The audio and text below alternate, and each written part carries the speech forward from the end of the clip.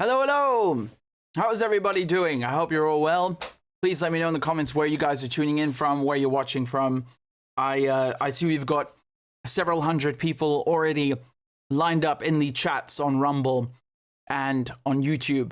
Allow me just to tell our friends on Twitter that we are live. So I thought we could begin with the new bills that have been passed in the House, because I mean they're really scandalous. But first, we've got people tuning in from Florida, from Germany, from London, from Southern Oregon, from Angola, from Morocco, from Palestine, from Cape Town, from Istanbul, from Kenya, Manchester, South Africa. We've also got Florida, we've got Scotland, we've got Canada, Holland, California, Pakistan, Italy, Norway, Canada, Virginia, California, and on and on and on and on.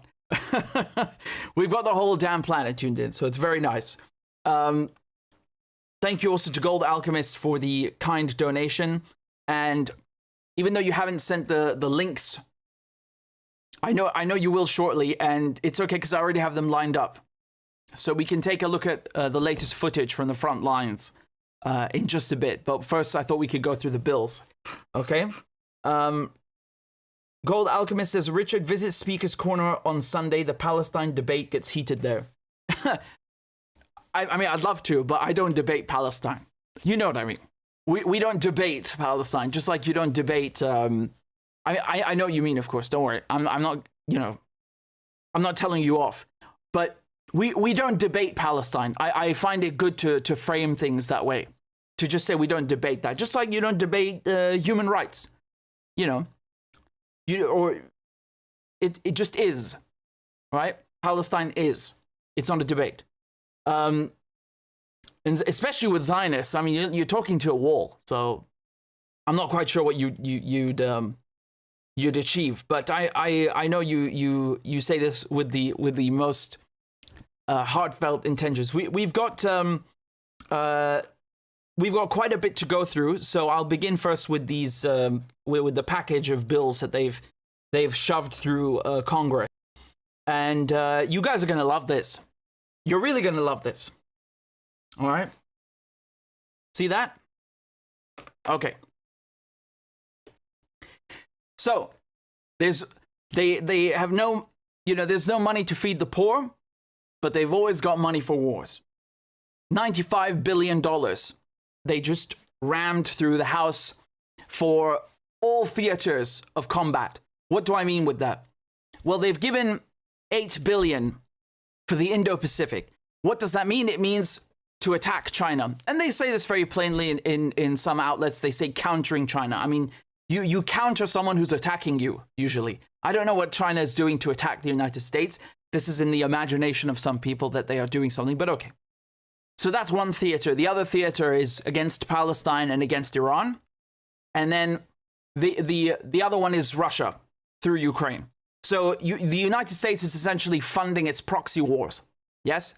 Now you can see here, these are 4 separate bills in one package.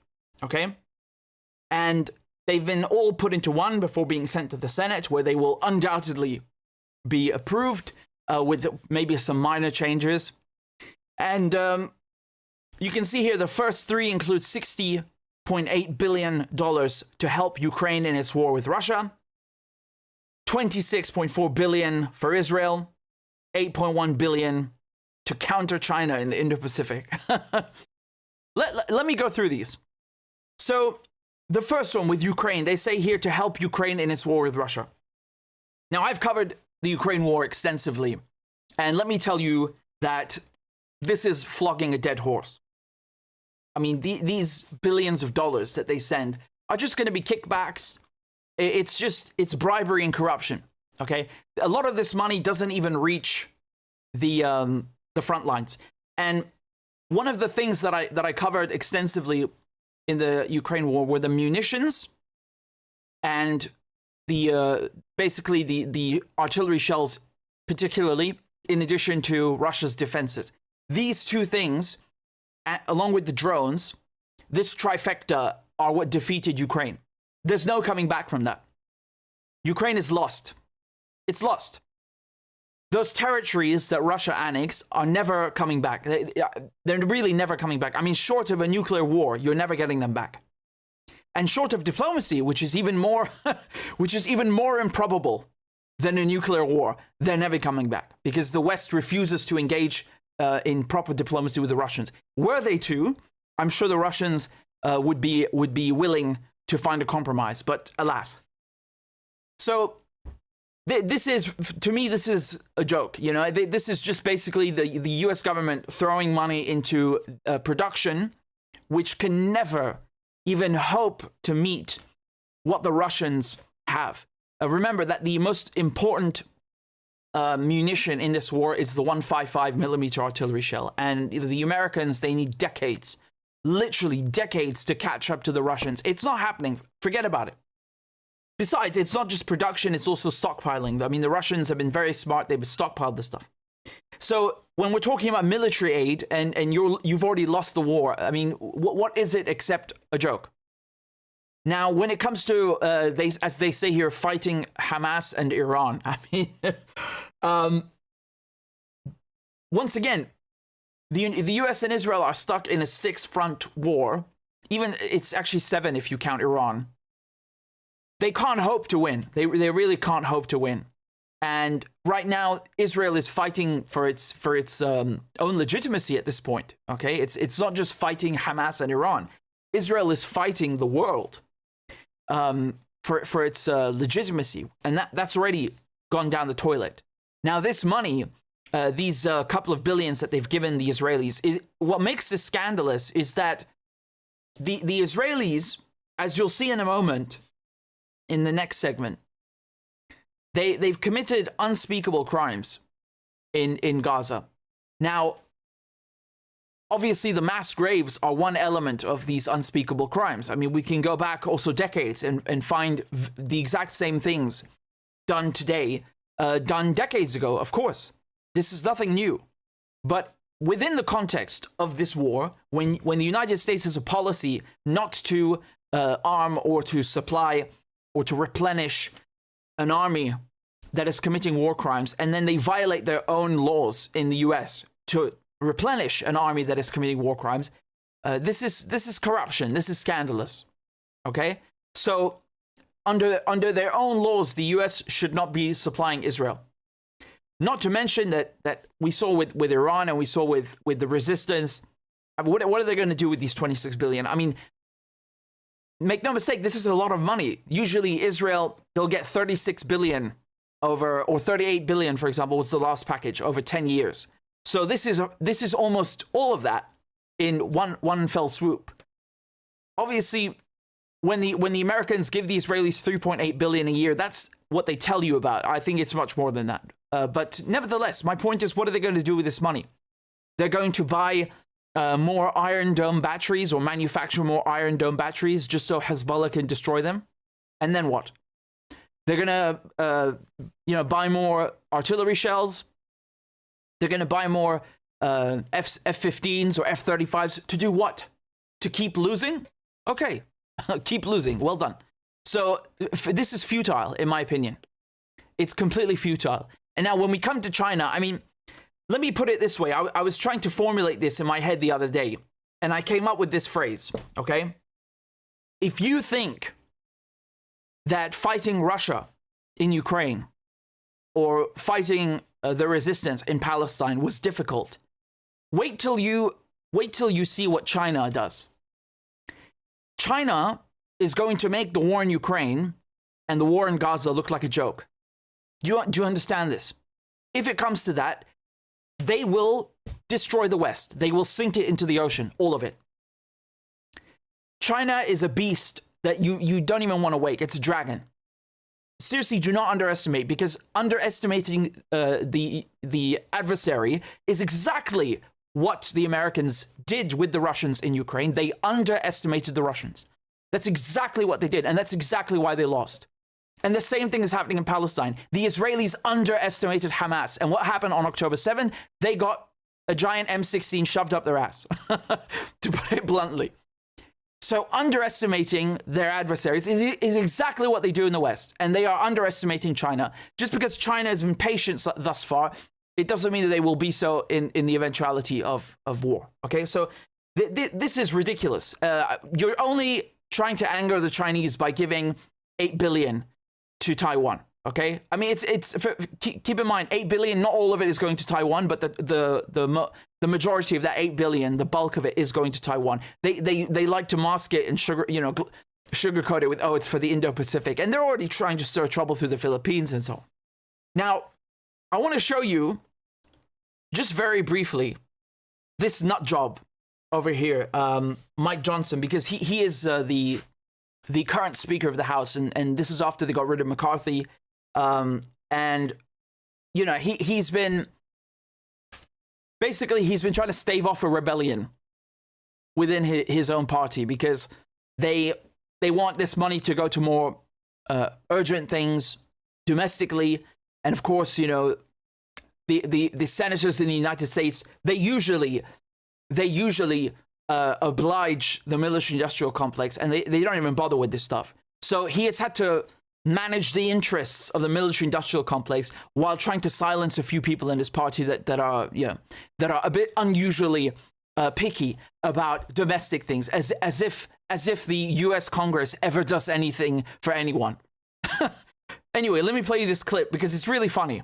Israel is a critical ally of ours, and I think most people understand the necessity of this funding. They're fighting for their very existence. They're the only stable democracy in the Middle East. I mean, of course, for those of us who are believers, it's a biblical admonition to stand with Israel. We will, and they will prevail as long as they're with them. And this is an important, very important symbolic gesture and a very important replenishment of their stockpiles, for example, of the Iron Dome. The reason they shot down all those drones and missiles in the last attack by Iran is because we assisted with that. I think the American people understand the importance of that.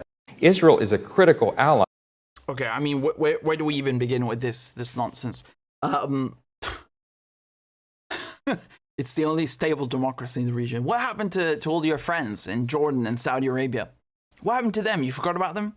Anyway, there's this thing with it's a biblical admonition to stand with them. No, it's not. It's not really. You're an extremist and a nut job. That's what you are. And I found Elijah's joke here very good. He said, Abu Johnson al-Amriki. This is basically his ISIS, the ISIS version of Mike Johnson's name, right? That's the nomenclature. That's how you would name him if he were in ISIS. Abu Johnson al-Amriki. Yeah, that's very good. I think I prefer that to Mike Johnson. All those in favor say aye, and then from now on we'll refer to him as Abu Johnson al-Amriki. So it gets better. It gets better. I've got another clip for you. This is from your progressive side of the Democratic Party, who of course are very pro-peace and very loving of human rights. So what do? They support the military-industrial complex. Dr. Snyder, your opening was, I think, very illuminating as to the connections here between different geopolitical theaters and how we can make sure that we continue to defend democracy, both domestically in the United States, but also globally. I wanted to touch a little bit briefly on, and pick up a little bit, very briefly, on your exchange with Representative Khanna here in what you assessed as a mistake in tying Ukraine to the conflict in Gaza. And also presently, as you mentioned, the necessity of passing aid to Ukraine as quickly as possible. Could you speak a little bit, expand a little bit more on where you see that entanglement or detriment in tying the conflict in Ukraine with what is happening in Gaza and with the Netanyahu's government's decisions to advance in Gaza, and how the U.S. relates to both of those things differently? On the issue of Gaza and Ukraine, I'll be as specific as I can. As I read it in late 2023, in a different political context than the one we're in now, and in a different stage of the war in Gaza than the one we're in now, the Biden administration made a political calculation that bringing Israel and Ukraine together would be the most likely way to get people from both sides of the aisle to vote for a substantial bill. I believe that was the reason at the time. I was not party to those considerations. However, months later, with two other things having happened, the first being that the war in Israel has gone through several stages in the meantime and are having gotten past any place where the Israeli military response is going to lead to a political solution. And secondly, the extreme difficulty in getting Ukraine aid to pass in any form. Those two things change the overall political situation. For me, who's not in the legislature and not in the executive branch, what I see is the qualitative difference between the two events. That Russia invading Ukraine objectively aids the Chinese position in profound ways, which their political warriors try to exploit. But it also threatens world order in ways that are essential to the United States and to its European partners. Whereas the conflict in Gaza is a horrifying terrorist operation, which must lead to some kind of political solution. It won't be solved militarily.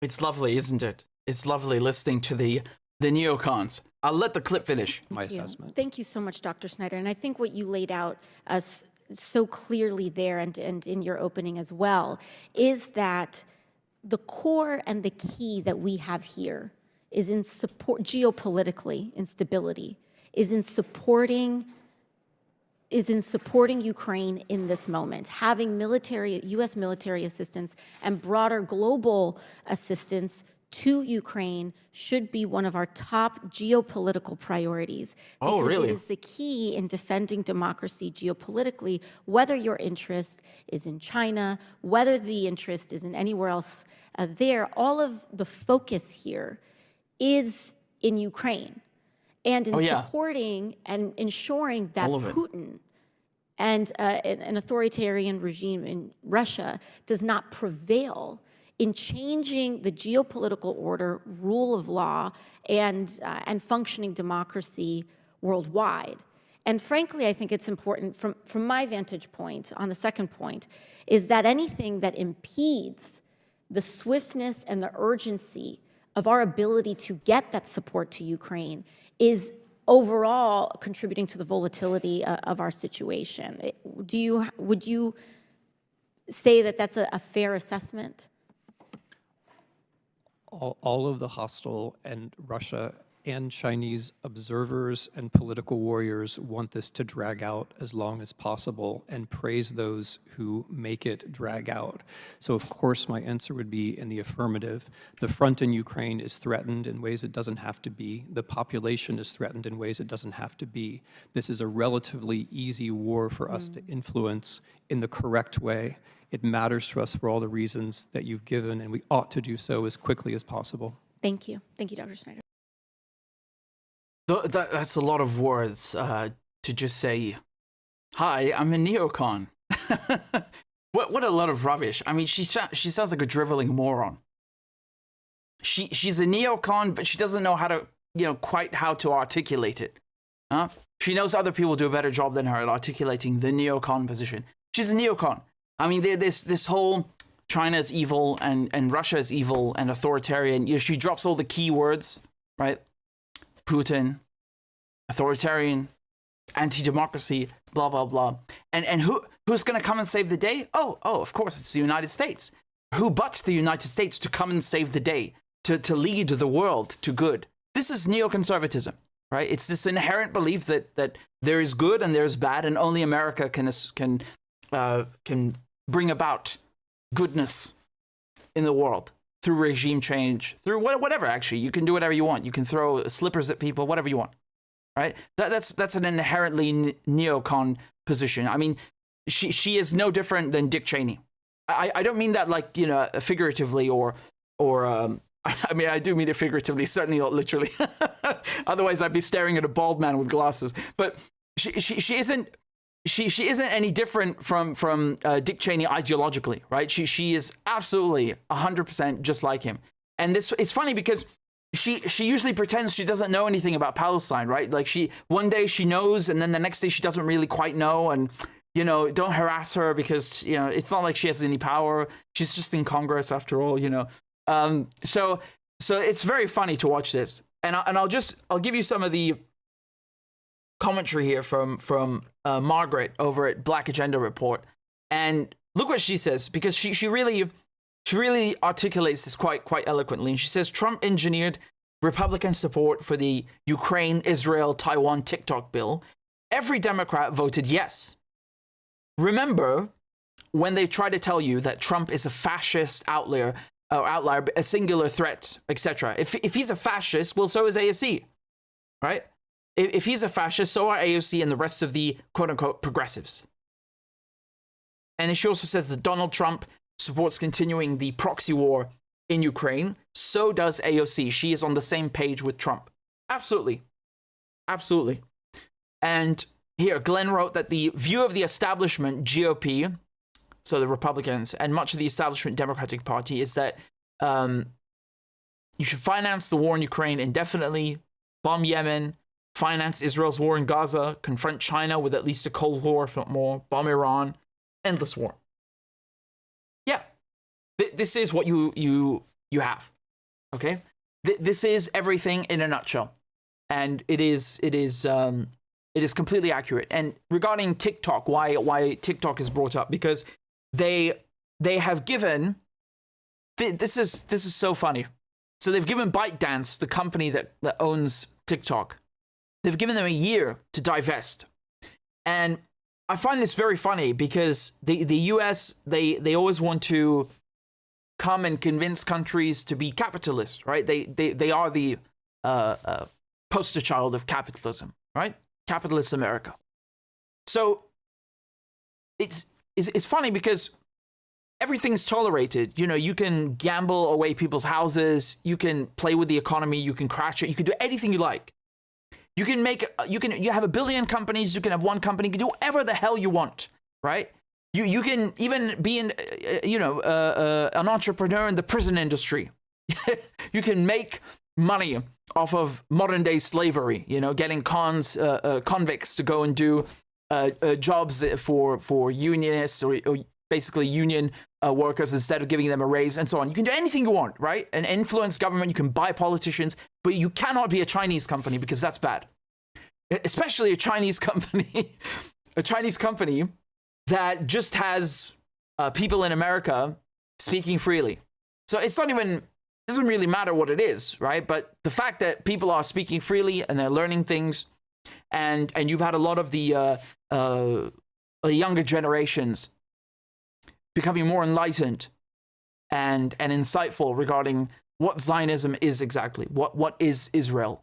And so that truth, right, this illumination is strictly forbidden. And the fact that it's a Chinese platform doing this, which it's not only a threat to Israel to have this going on, but the fact it's not owned by America, it can't be controlled the same way that we're in Silicon Valley. This is, absolutely forbidden. Divest immediately, right? And so the point is basically give TikTok to an American company so we can control it better, and we can also hack people's phones better and spy on them that way, and through a million other myriad of ways. So this is really funny to me. I find it so funny. I really do. And this is not the first time. Remember, Trump also tried to ban TikTok, and he had this exact same position. He said, sell to an American company like Microsoft. It doesn't even have to be Microsoft. It could be any American company, and I'll leave you alone. Otherwise, you're banned. So that's why this is brought up in this package of bills, okay? And another thing that they're doing is they're taking the frozen assets of Russian oligarchs and then using that. This is what's in the fourth bill, to fund Ukraine, whatever that means, right? Maybe give it to Zelensky's wife so she can buy diamonds in New York, or give it to the army to buy a couple of shells. Who cares, right? It's going to Ukraine. And I find this, again, funny because this whole idea of, no, this is the capitalist West, right? This is capitalist America. You don't touch people's assets. Your car, your house, your bank account, this is above everything else, right? It's above God. It is God, actually, in America, right? They even have it printed on the money. And if you're Russian, they will take your money away, though. They'll take all of it. Your yachts, your bank account, all of it. So all these Russians who went to America to be in the free capitalist West, turns out it's not so free. It's not so free.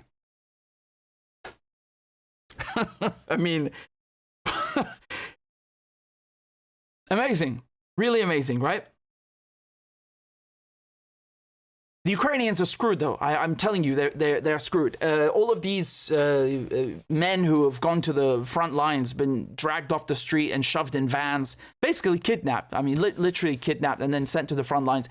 They've killed tens of thousands, if not in the hundreds of thousands, right? So this is like, and you essentially have an entire generation of Ukrainian young men who have been killed in a ridiculous war that had no really real reason to happen. It just didn't. And someone who's rational could have avoided this with diplomacy. Someone who doesn't have ulterior motives, right? The Americans do have ulterior motives. NATO has ulterior motives as a consequence because it is controlled by the Americans. And so they've killed an entire generation of men. For what? Well, to expand NATO, to control more of Europe militarily, to deploy more American troops inside of Europe, to make more money in the military-industrial complex. So this money, when you hear about aid, because that is the fundamental word in these bills, it's aid. Well, who is it aiding? Who is it benefiting? These actors, as I said, benefits neoconservatives, military-industrial complex, arms manufacturers, everyone who makes, from boots to shells to magazines, every iota of the production line in the military, all of this, even shoelaces, all of these people are making so much money from this war, and they're not even winning. On the contrary, the more that it's dragged out, the better it is for them, because these bills keep getting passed, right? You'll have 60 billion today, and then in a few months or next quarter, you'll have another 10 billion, or, maybe in 2 quarters, you'll have, 40 billion, another 300 million over here. On the contrary, the more they lose, the more they win. You understand? So they're losing in terms of objectives, but their bank accounts just get bigger and bigger and bigger. And the Russians are sitting there, thinking, what's wrong with these people? So again, these defenses the Russians have put in place, never going to navigate them. The resistance in Gaza, in the West Bank, Syria, Iraq, Lebanon, Iran, Yemen is only getting stronger, and the Israelis are only getting weaker, and China is only going to be harsher, more difficult to negotiate with and to beat, and so will its punishment of the West should war arise.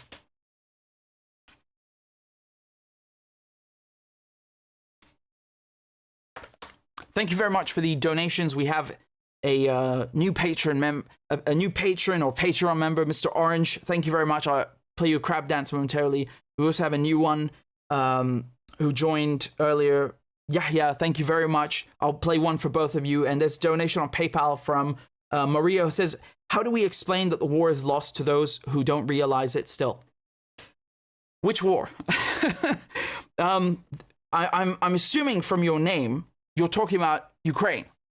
Well, like I said, the drones that Russia got from Iran helped immensely. The artillery shells that Russia has, the 155 millimeter shells, the West can't produce the same quantities, and the Russians also not only have faster production, but also larger stockpiles because they went and bought them from North Korea and so on. And the third thing is the defenses. If you look at the videos I did before, I went into detail about all these tank traps and so on. That video, which is about, from 7 months ago, I think 8 months ago, that is the video that you should send to whoever thinks the war is still winnable. It's really not. It's absolutely not. It's a completely lost cause. I mean, the Ukraine war is how shall I put this? Ukraine has lost so badly that it makes Israel look like it still has a chance. Okay.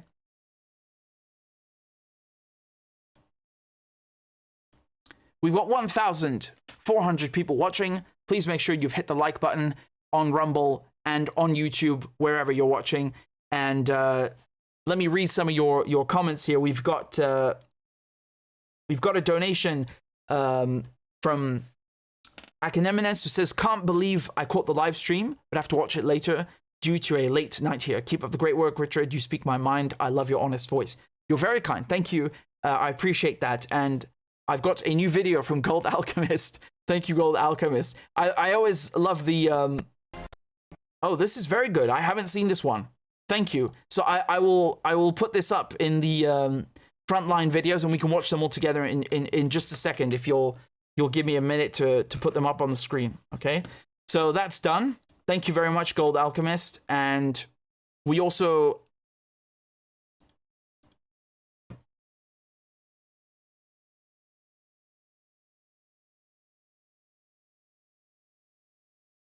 We have another donation from Makich who says, I don't know who is more vomit-inducing, Johnson or Blinken. Oh, Christ. I'd say Johnson. Or what are we calling him again? Abu Johnson El Amriki. I'd say Johnson for sure. You know, this whole thing with like there's a biblical admonition to support Israel. What, these people are on crack. Actually, that's unfair to people who are on crack. Someone who's on crack is more respectable than a Zionist. You know, Zionism is a much more serious illness. It's a much more serious problem when someone is infected with Zionism. Right? Very, very, very bad. I see the other links that you've sent, Gold Alchemist. Thank you. I'm stockpiling them. I'm stockpiling them in the thing I've got ready for you. Give me a second to just put this up. Yeah, so actually I wanted to ask you, have you guys seen this clip? I think I played this to you the other day, but I'm not sure 100%. So tell me if you've seen this clip. It's the drone that Hezbollah launched. I thought I played this to you. Didn't I play this to you? With the green tent. You see that on the screen? I'm pretty sure I played it to you. I'm just double checking because it's a very interesting video. So just tell me in the comments if you've seen it already, yeah? Typhoon Mary says, when most of the Western media are liars and sycophantic stenographers, it's good to know that there are people like you still telling the truth. Keep up the good work.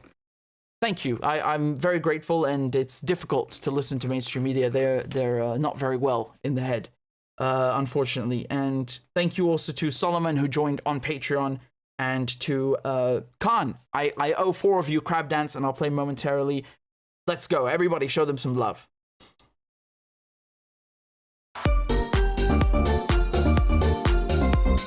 Clap for that, you stupid bastard. Corn Pop was a bad dude, and he ran a bunch of bad boys. Listen, fuckhead, you have fucking crossed the line, claiming I'm the enemy. You got that, you goddamn son of a bitch? I don't give a fuck what you think, bitch. Good morning. Sunday morning. Cut that bitch out. Thank you for Iron Dome. Thank you. والله انت كلاب بصراحة يعني. ماشي نشتغل عادي. We lied, we cheated, we stole. China. And you ain't black. There's always the macro. And then there's the micro.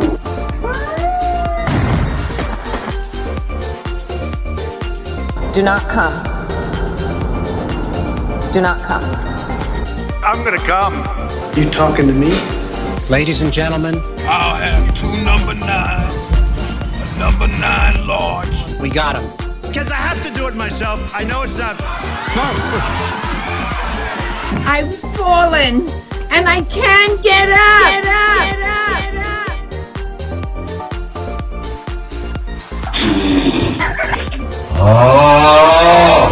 Disgusting! She was 12, I was 30, but anyway. We'll do it live. Fuck it. Do it live. I'll write it and we'll do it live. Why you text Sanders? Why? You're getting nervous, man. Calm down. It's okay. Okay. Suck my dick and choke on it. I yield my time. Fuck you.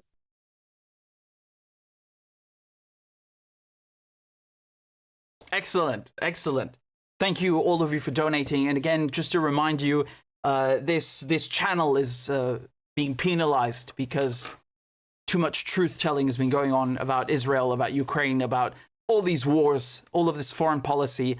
So if you're able to donate, please do, because that's how I make a living. I'm an independent journalist, and everything comes from you guys. So if you can donate on PayPal or Patreon, it's most appreciated. Let me show you these clips now from the front lines, and we'll start with, I think I'll just go through them in chronological order. So most of you are saying you haven't seen the clip with the tent, right? So that one is perhaps the most lethal, okay, thus far.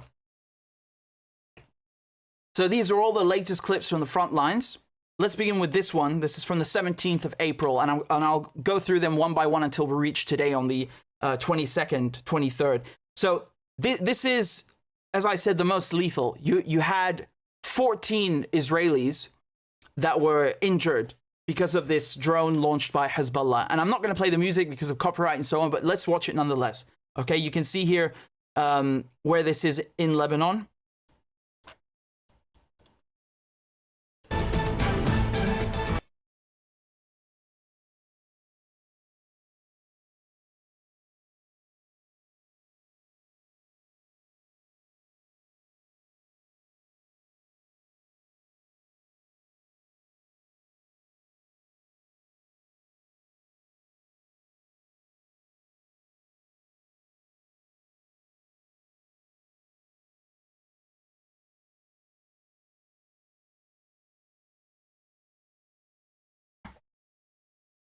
Yeah, you can see the military vehicles here. So what the Israelis did basically is they went and set up shop here, and this is the live footage from the drone as it was striking the target. You can see it in green.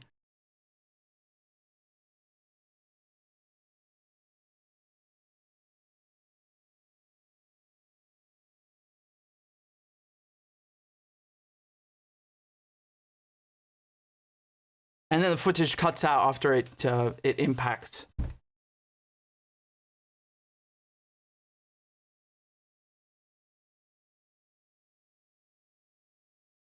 And what's interesting is that you have Israeli settlers who filmed this exact same drone that we saw from a first-person perspective, from a third-person perspective, right? And it's very interesting watching the same moment from different angles. Take a look.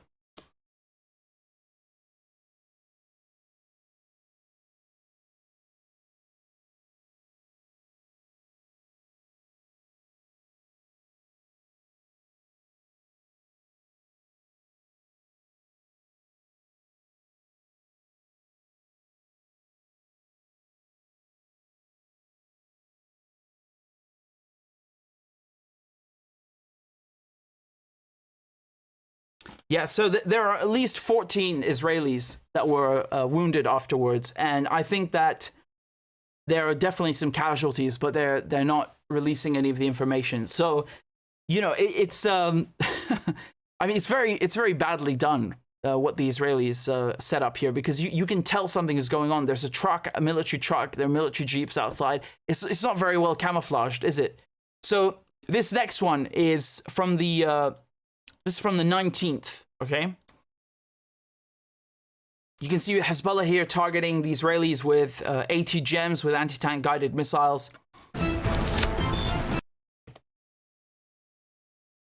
There are the Israelis in red.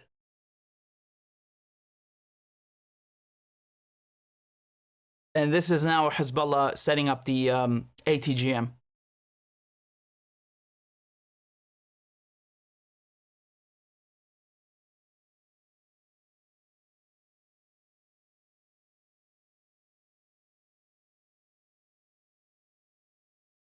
Massive explosion. You can see it spinning.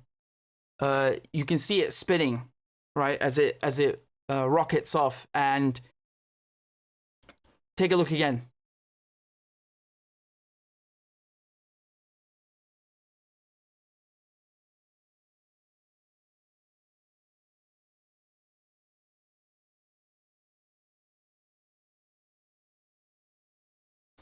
Whoever is there is cooked. And I already told you before that this is, it's not the first time in history someone has done this, obviously, but it's become a tendency, a habit, a manner of procedure to use ATGMs for infantry, like in this example, for anything, for a Jeep. I mean, it's overkill, right? It's overkill to use something like this for infantry, unless you have nothing else. But again, as the name implies, these are armor-piercing. They're meant for, you know, armored personnel carriers, for tanks, for mechanized armored units. That's why they pack such a huge punch. You don't need that for someone who's just standing there. But Hezbollah they have so many of these things apparently, and they become very precise with them. And by the way, one more thing I wanted to say about the last video, just if you noticed the camera. This is from the drone itself, right? Just a quick note. This is not someone with a remote control standing there and guiding the thing. This is very, very precise. It never ever loses focus of the target, right? So I'm pointing this out to show you how far Hezbollah have come, not just with shooting down Israeli drones, as you'll see in a minute, but also using drones themselves, as they also call these kamikaze drones, the ones that blow up on impact. So that's also something worth noting. Now, here's another video. This is from the 19th.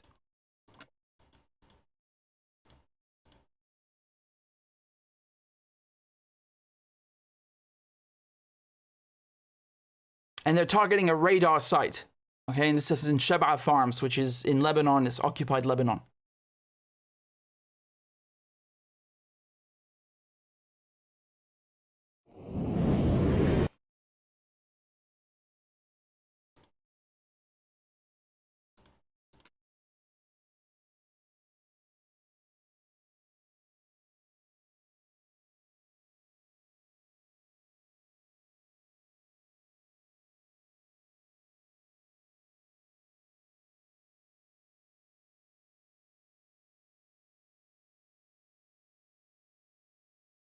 These are the sorts of installations that Hezbollah have been targeting for many months now. I mean, they started on October 8th, right? They jumped right into the fight as soon as it broke out.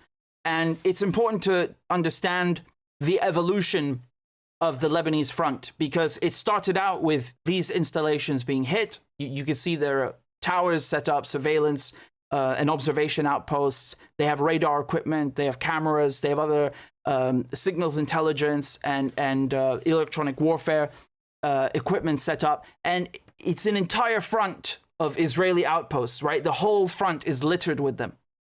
And it's not only electronic warfare. You still, of course, have other forms of the Israeli army deployed there. But this is everything that the Israelis need in order to observe what's happening in Lebanon, even in Syria, right? It goes all the way up the coast. And when you destroy all of this equipment for the Israelis, you, figuratively speaking, you make them blind and deaf, okay? So you've reduced their operational capability significantly at this point, and there's nothing they can really do about it. But after that, we have the aspect of Hezbollah firing missiles, Hezbollah shooting down drones, Hezbollah firing their own drones. And so this is the evolution of the front, right? It's not just, okay, let's fire at this radar dish, okay, or a satellite dish or radar installation. It's not only that, yes? Now, this is footage from today. Okay, I'll show you in a minute, but there's a story I just want to quickly brief you on from 11 hours ago. Hezbollah shot down another drone deployed by the Israelis. It's, again, this Hermes 450, okay? So that's one story. Now this one, I'll show you a clip of Hezbollah targeting the Israelis with missiles, okay? And tell me what you notice about this clip. Why?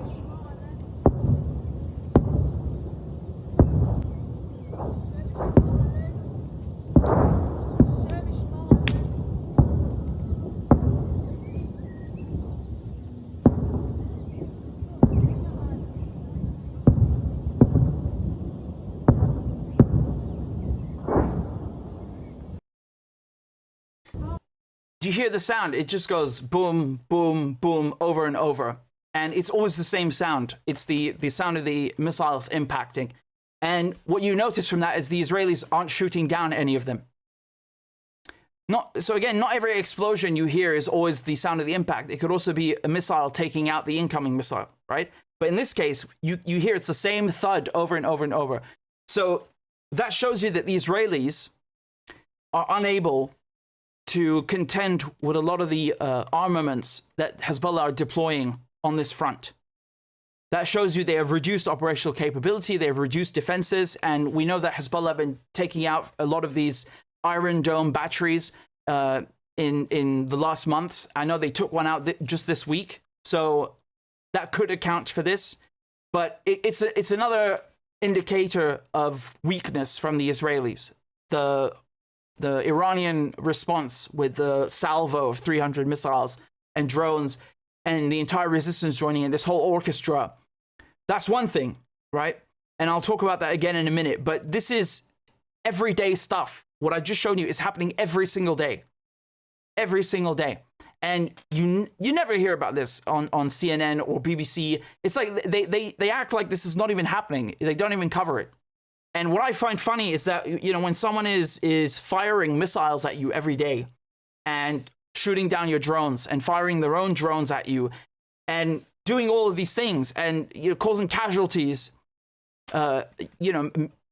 inflicting casualties on you, and you don't talk about it, it's very weird, right? You would think that the Israelis would be talking about what's happening to them. And of course they do amongst themselves. You see on Hebrew media, they talk about Hezbollah a lot, but they talk about it a lot more in Hebrew than they do in English. And it indicates, you know, from an analyst point of view, it indicates to me that they are afraid, they're incapable, and they are so embarrassed by what is happening to them, by the losses that they are suffering, that they don't even bring it up. They can barely, contend with Gaza, never mind Lebanon and Yemen and so on. But for the scale of the front and the losses they are suffering, it's just bizarre they don't talk about it. Now, this is a video from yesterday, I believe. It's called Prophet Elias, and it was also released by the Resistance, but this time in Palestine. So everything I've shown you up thus far was Hezbollah. This is from Qassam, from Hamas.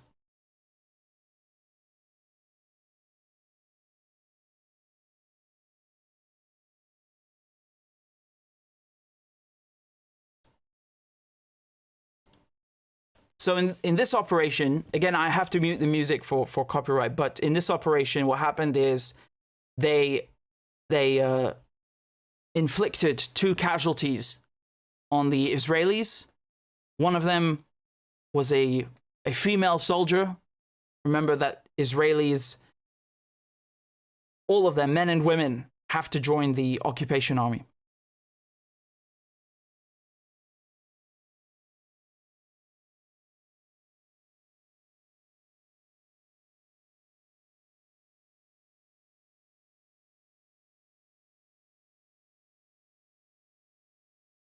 Right, so that's the shooting at the car, and then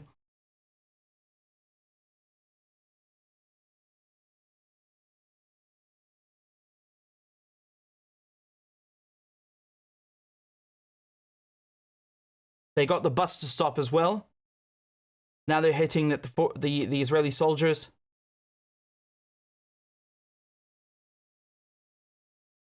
This is after 10 minutes. First response from the Israelis. Second group. Third group. Fourth.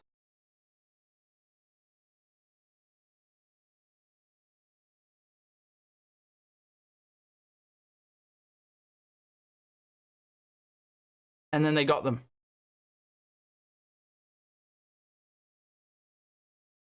So you have a lot of these operations that have been carried out over the years where Hezbollah, especially Hezbollah, they would basically not trick the Israelis necessarily into getting blown up, but basically hijacking incoming vehicles, snatching people, taking hostages, and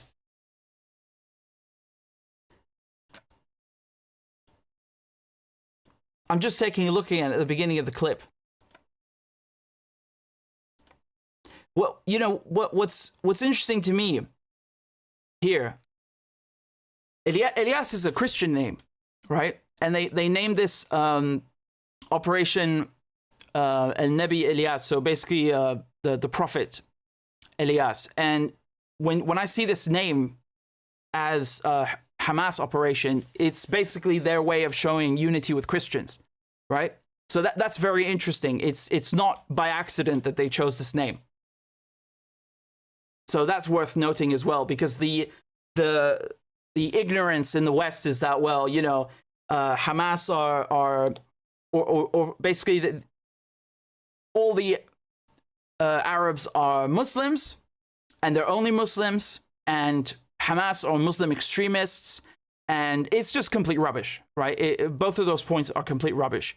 There are not only Muslims among Arabs. This is just, you know, basically Western ignorance and Islamophobia, so they can then use that to paint all of Arab society as extremists. That's the underlying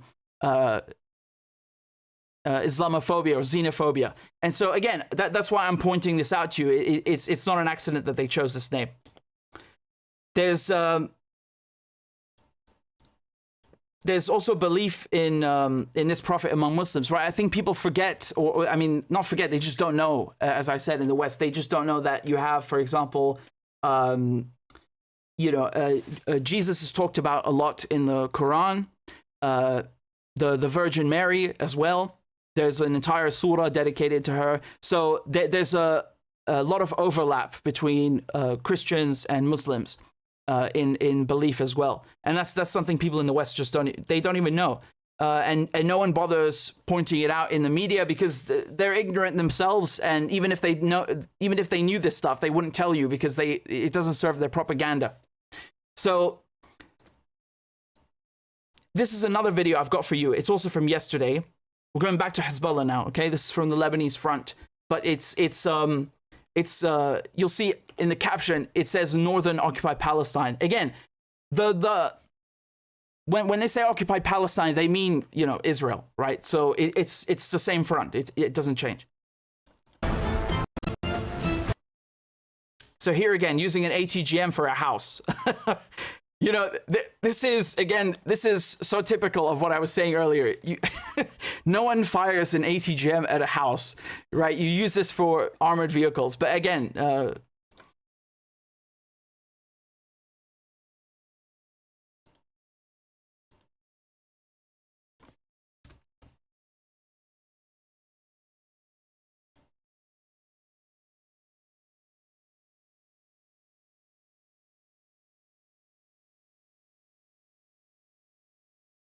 so this is a house where Israelis have gone and shoved a bunch of soldiers in and established camp. Why am I telling you? Because the Israelis, they want to talk about how, you know, there's such victims and oh my God, Hezbollah, they only target houses where you have civilians. Again, what is an Israeli civilian? If you're in the military, you can't be a civilian, and the law mandates that both men and women join the military. So this is number one. Number two, it's not Hezbollah's fault that the Israelis have appropriated somebody's house and used that as a front. Now, the Israelis always say that people in Gaza are acting or serving as human shields because they've gone and used a house, and that, you know, therefore they had to bomb the entire apartment block and kill 20 people, which is a lie. I mean, there's no proof for it. I've shown you multiple clips before. You can see on camera Israeli troops walking into a house, establishing a camp, a base, and then being struck. So there's video evidence, documented video evidence. Not even a drone. It's with a proper camera, right? The Israelis can't certainly can't say as much. So that wraps it up for the last 5 days. I think you'll find this catalog of videos quite impressive, because it's not only impressive from a military viewpoint, but as I say, from a journalistic viewpoint, for someone to go into the field and film this and to also edit it and collate all this information and, you know, render it digitally and also put all the maps together for it and explain everything that's going on. For me, this is quality journalism. It really is. Look at CNN, look at the BBC. What are these people doing to cover this front? They don't even speak about it, let alone go in the field and film this footage and then put it together. They do absolutely nothing. So as far as I'm concerned, the media department in Hezbollah and the media department in Hamas are doing proper journalism. Obviously, it also serves propaganda purposes. No one is denying that, but propaganda isn't always incorrect. I mean, this video is true. You can see it with your own eyes, right? No one is disputing the video. So these events are happening. They're being recorded. They're current, you know, happened today, yesterday, the day before, and they're relevant to the conflict, to the most important conflict on the face of the planet. And that to me is good journalism. I don't care who made it.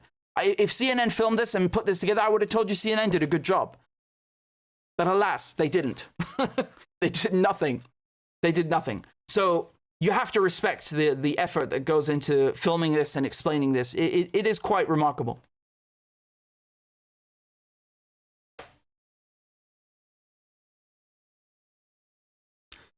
Thank you very much for the donations. We have a new contribution on PayPal from Stritong, who says, spreading truth. And another one from Mikhail, who says, great journalism as usual. I wonder what it will take for people in the West to notice that their government are not working for them, but against them. Yeah, it seems up until now, nothing has worked really. They banned, you know, all these foreign networks. They banned a lot of things on Twitter as well. They've taken all the money, used it for war. They blew up Nord Stream and Nord Stream 2. All the prices went up. The sanctions backfired. I don't know what it's going to take. I'm also asking myself rather often the same question. Thank you, nevertheless, both of you, for the donations. I'm very grateful. And thank you to everybody else who's contributing as well.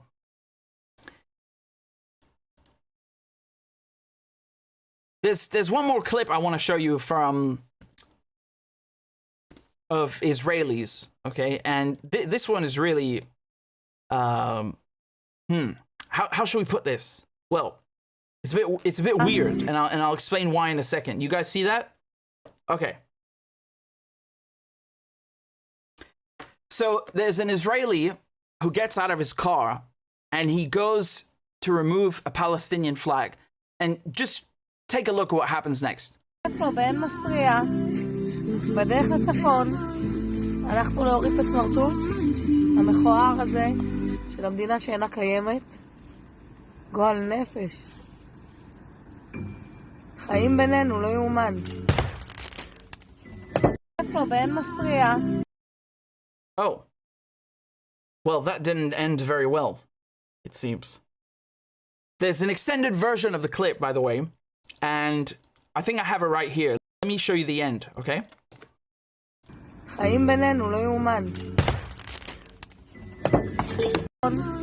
So it goes on, and the woman who's filming, I don't know who she is, family member or friend, she doesn't say anything. There's no screaming, there's no exclamation, there's no freaking out. I mean, I don't know. I just found it weird that her you know, her boyfriend or husband or brother or whatever just got blown up by a mine, by an anti-personnel mine, and she just, you know, she keeps filming like nothing happened. Okay, well, I think it goes without saying that the #1 comment under this video and under my segment as well is obviously that the man got what he deserved. People are saying it's karma and so on.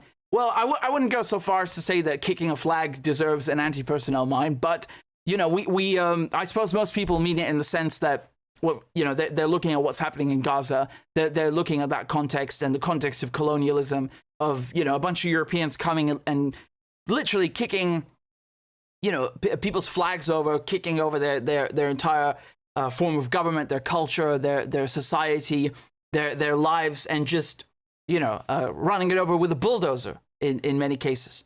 So yeah, I'm not too surprised that people are saying that. Usually, for example, on the Lebanese front, I know that Hezbollah often go and put Palestinian flags or other flags from the resistance on the fence. They'll have them dangle from the fence, or they'll just plant one quickly on the other side, and they sometimes shoot at the Israelis who come to remove the flags, because you might not believe this, but for example, in Jerusalem, Palestinian flags are completely banned.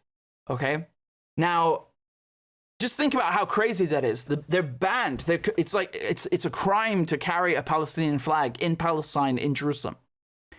So no wonder they go around and remove them everywhere else. If they do it in Jerusalem, obviously they're going to go and do it everywhere else. For them, it's like an affront to see that, the natives celebrating their own culture. This is an affront. So anyway, we'll just leave it at that. I'm not going to say anything else. I think you know how I feel about this situation. Let's talk about the larger crime at hand. And it's very, very bad. Okay, it's very, very bad. So let's go. So they've uncovered more mass graves at Nasser Hospital. And when I say more, it's because only 6 days ago, they discovered a mass grave at Al-Shifa Hospital. So these are the two largest hospitals in Gaza, right? Al-Shifa and Nasser. Both of them with mass graves in their courtyards. And I'm not talking about 12 people, which would already be bad enough. I mean, imagine finding the police finding 12 bodies, right? You would think a serial killer is on the loose. Well, yes, that is the case, except we're talking about a much larger criminal entity. These are hundreds of bodies. And it's not just the quantity that is shocking, it's also the state, right? It's the state that these corpses have been found in. You have people that have been discovered in these mass graves with their heads missing. It could be from the bombardment. On October 7th, the Israelis lied and they claimed, oh my God, there were decapitations happening. No. But Israeli bombs most certainly decapitate people. This is actually not that common, I would say, but it does happen. It's not irregular. So it could be from that. But it's not only that. There are people with their limbs missing, people with their organs cut out. Now, this is, something of a surgical nature, right? It's very clinical. It's not an accident. Their organs didn't just fall out, right? They were removed. And so it's like a crime scene left behind by Jack the Ripper, but we're talking about Israel. Israel has done this. And this is the same week that the United States sends Israel $26 billion. I mean, here's one surgeon from Gaza. Let me read to you what he wrote. He said 283 bodies of patients and staff exhumed from Nasser Hospital's mass grave so far. The circus in London regarding the police and demonstration aims to distract from this. I have to agree with him, and I must say something, because right now you have a lot of students that are being arrested at Columbia University. You have a lot of students being arrested all over America, in the United States, because they're protesting against Israel. They're protesting for Palestine. And, I stand in full solidarity with them, without question. But the problem is that I don't care about the students right now. I care about the mass graves. I care about the fact that people are being found with their hands tied behind their backs. right, I was going to go into more detail about the state that they've been found in. So it's not just their organs have been removed. You have people that have been discovered with their hands tied behind their backs, or they have a blindfold or a bag placed on their eyes or head. These people have been executed. They have been executed, murdered. And these are not just, you know, it's bad enough that it's anyone, frankly. But the forensic examiners, the people that are at the scene, uncovering all these bodies, can tell that some of these people are patients in the hospital, right? So you have patients that have been murdered in the most cold-blooded manner imaginable and dumped like as if they're nothing on top of each other. I'm not going to show you the images because I'm not able to show you the images, but I will describe to you what I'm looking at, okay? And I can leave the links for you if you wish, but this for example is not graphic. I'm able to show this to you, but look at this, for example. This is what was recovered from Nasser Hospital just today. These are all bodies, right, of martyrs. And, well, you can see it's a bulldozer removing them. What's sad is that many of them were dumped in these mass graves with bulldozers in the first place. Remember that the Israelis have been... They love bulldozers. You know, if the Israelis had a national mascot, it would be a bulldozer. They bring bulldozers to devastate, to desecrate, to destroy Palestinian cemeteries. They've done this multiple times in the last months. It's all on video. I've shown it to you. And they bring bulldozers to destroy people's homes, to demolish their houses. They bring bulldozers to pull tanks, and they bring bulldozers to cover up war crimes like this as well. It's a very versatile tool, isn't it? I can see here, these are health workers. They're removing people from the ground in black bags. There's a man sticking out of the sand with his, clearly lifeless body. And it's really graphic. I certainly can't show it to you.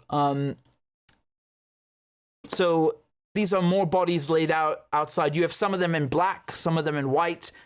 Some of them were also put in bags with Hebrew writing on the bags. So it suggests that the Israelis, it's a further clue and piece of evidence that it was obviously the Israelis. If you had any doubt who is behind this, that the Israelis were responsible. There's one mother here who's sitting next to the body of her son.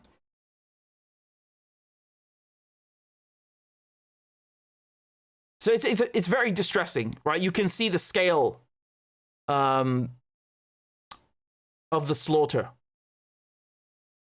Really, really horrific stuff.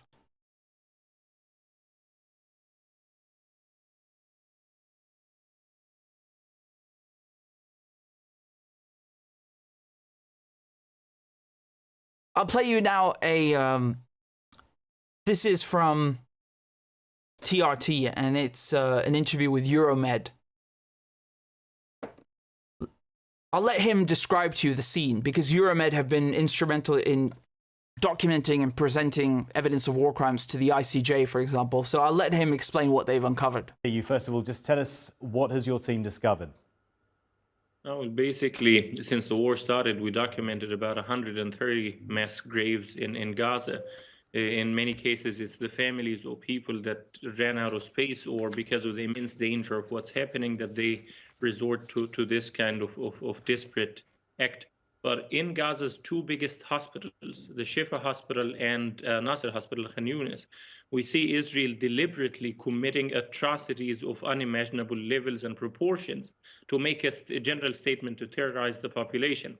So in both hospitals, we see multiple mass graves in which patients, women, children, civilians, and refugees are dumped on top of each other and piled and then covered up by Israeli bulldozers.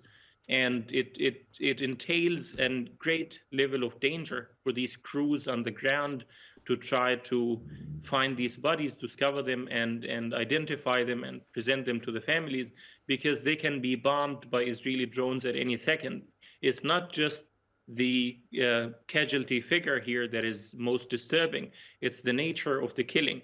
We see Israeli forces shooting at point blank and executing people who were blindfolded and handcuffed, so people who presented zero danger. We see Israeli tanks literally flattening the bodies of Gazans, running over them and turning them into mush. We see bodies that were burned to ash, and we see bodies that were hacked into pieces. There were corpses that were basically headless, either from shelling or being bombed.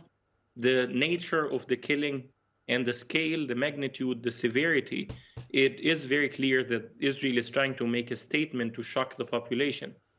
What have you done with the bodies and the evidence that you're collecting? Who will you present it to? Have you presented it indeed to the Israeli authorities themselves? Well, we usually present it to the team that is presenting a case at the International Court of Justice. We present evidence to the UN Human Rights Council Investigative Committee, and of course we present it to parties that are collaborating with the International Criminal Court. With Israeli authorities, there is always no response. Like, as soon as you present evidence of a massacre with very clear evidence pointing to the perpetrators, the Israeli response is always, we are looking into it. And once it gains more momentum, more international pressure, then they take the next step of saying, we will investigate. But these investigations never, and I cannot emphasize this enough, they never end up with holding anyone accountable, ever. We cannot find a single case where the idea... So you see, there are many stories already from before October 7th where people had described the crime that Israelis were stealing organs of Palestinians, obviously without anyone's consent, right? Thus the word stealing, or hence the word stealing. You know, there's... It's difficult to put into words how horrific this stuff is. It's really difficult because at the beginning of the interview, he says 130 mass graves. So I'm only telling you about 2 or 3 at these hospitals, right? At Shifa and Nasser. But these are just 2 or 3 out of 130. So that there are undoubtedly more atrocities that haven't even been discovered yet. And I think it really shows you how horrific the Israelis are. It's not just the quantities of people that they've killed. It's the execution you know, of people with blindfolds on their heads, on their eyes, with their hands tied behind their backs, who clearly pose no threat to anyone. And this is something that is despicable, that is really horrific. And they'll never hold anyone accountable for this. Neither the ICC nor the Israelis themselves, right? Like this behavior is so evil. I mean, it's like the Israelis constantly want to talk about the Holocaust and how the Nazis did these sorts of things. And they did, yeah. But now the Israelis are doing the same things to Palestinians, right? I mean, this is... I mean, if I read to you everything that's happened here, but I hadn't told you it was Gaza, you might have thought I'm talking about the death camps, or I'm talking about the death squads in the Holocaust. But this is not the Holocaust. This is Gaza. Okay, so you see once again that there's a level of darkness in the Israelis' crimes that is irrefutable and incorrigible. I mean, we cannot look at this and then just act like it's not a big deal. It's a very, very big deal. If on October 7th, for example, they had discovered a bunch of bodies, even, let's say, 12 people or 20 people in a mass grave, they'd be screaming about it. Like, to this day, they'd be talking about mass graves on October 7th. Well, what about this? Because for me, this is way worse than anything they claim happened to them on October 7th. Remember that they only lost 1,200 people, and most of them were soldiers. Okay, and they were saying already on October 7th it's genocide, like as if, you know, Hamas woke up one morning and they wanted to kill Jews for the sake only for the sake of killing Jews, for no other reason whatsoever. Not like they're fighting colonizers. So if you say that about 1,200 people, what do you say then about this, where you have 34,000 people, you have mass graves being discovered all the time, you have not just genocide but ethnic cleansing also occurring at the same time, you have multiple war crimes within a war crime being carried out by the Israeli forces. What do you say about this then? This is not genocide?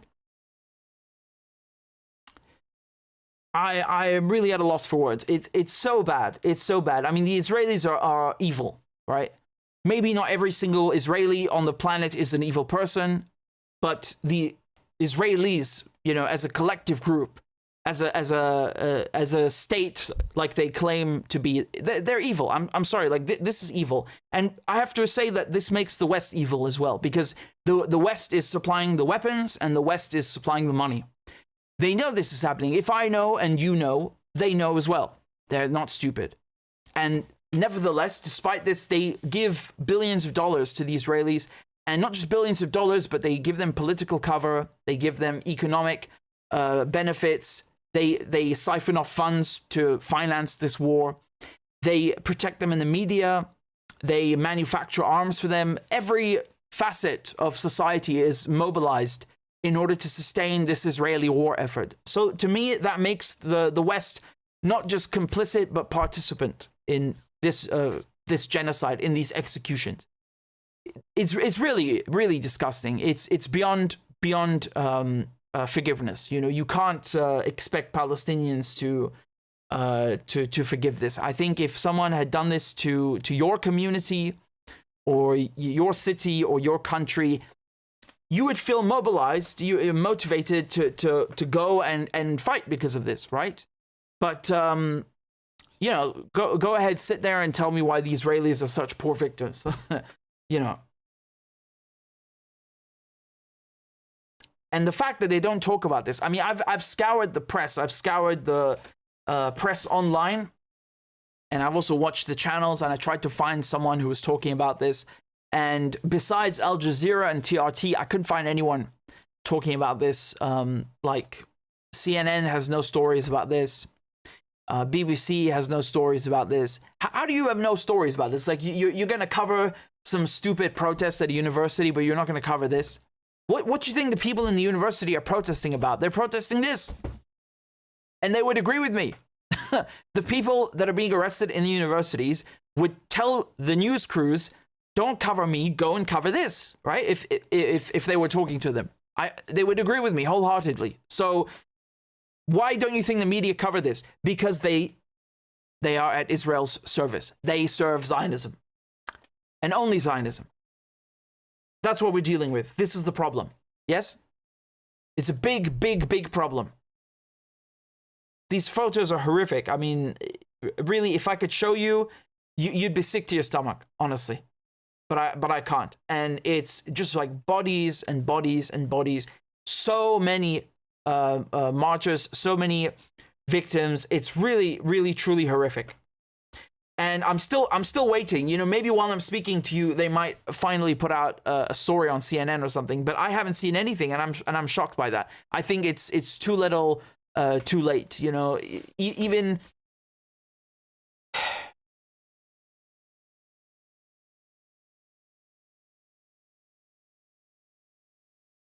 then. So what do we do when we see this kind of stuff? We have to, like I said, we have to come to one conclusion and one conclusion only. It's that the fiber of Israeli society is evil. And again, this is the only conclusion you can come to. And the West is evil for supporting this, right? It just is. Because when you dump 200 people in a mass grave in 2024, and on top of it, the world is watching. Like it's not like, I mean, doing it in secret is bad enough. But But doing it when the whole world is watching you, yeah, it's worse. It's definitely worse because it's a shameless act. You understand what I mean? It's worse, yes. If we compare those two things, it's definitely worse. And that's why I make the case that the Israelis are worse than Nazis. They are worse than Nazis because they claim to, well, you know, they claim that they are the only victims of the Holocaust, which is not even true. The Nazis did not just only target Jews, they targeted lots of parts of society. They targeted like people in the church. They targeted communists. They targeted gay people. They targeted all sorts of, but the Israelis like to think that they're the only victims of the Holocaust.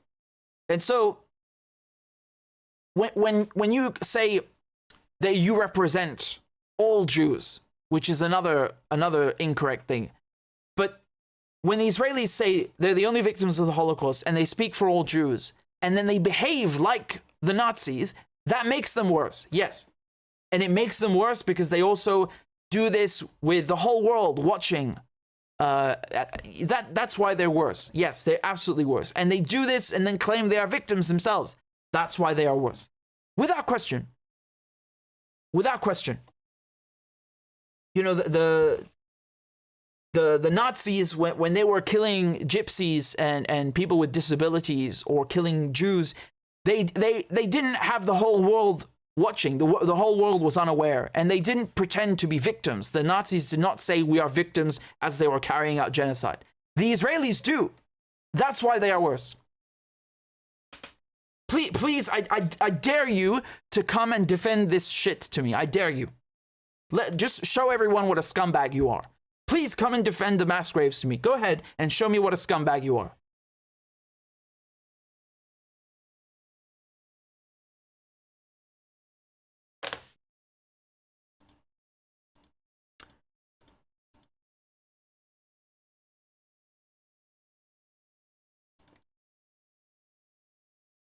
There's an Israeli unit I'm going to talk to you about in a second in the Israeli army.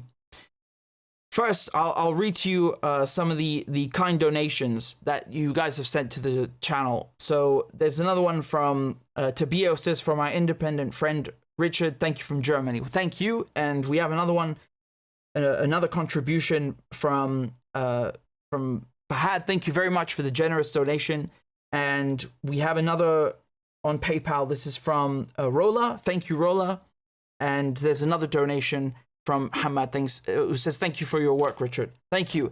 Let me talk to you guys about this Israeli unit, okay?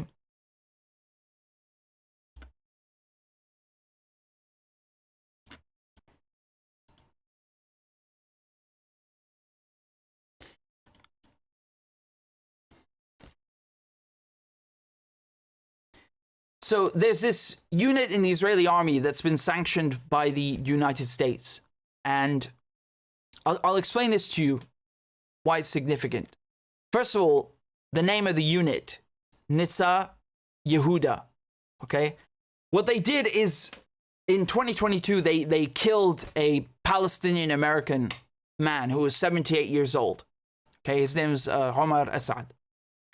And they handcuffed him, and as you can see from the brutality in Gaza, it's no different. They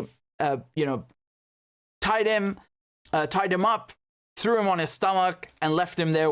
And he died with his hands tied behind his back, like many people have died in Gaza at the hands of the Israelis. And then the State Department, they launched an investigation, and they made a report about this unit. And keep in mind, this unit is a voluntary unit in the IDF. So most people who are in the Israeli army, they have to go to the, like everybody, they have to go. The only people that are exempt are the Haredim, the ultra-Orthodox. But these ultra-Orthodox can go to this unit. It's voluntary. There are no women allowed in the unit, and so on. Okay, so it's part of a deal that was done in Israel a while back. And I think at the start they had about 30 people in it. Now there's like 1,000 people in it. So the investigation was concluded, and now this unit has been sanctioned. What does that mean? It means, well, they're not going to hold anyone responsible, of course, but it means that they're not going to provide any more U.S. military aid to this specific unit. And it's the first time in history that any unit in the IDF has been sanctioned by the Americans. So, yeah, I guess you could say it's a welcome change. But when, you know, we're seeing mass graves being uncovered in hospitals, I mean, this is really a far cry from justice, right? It's nothing.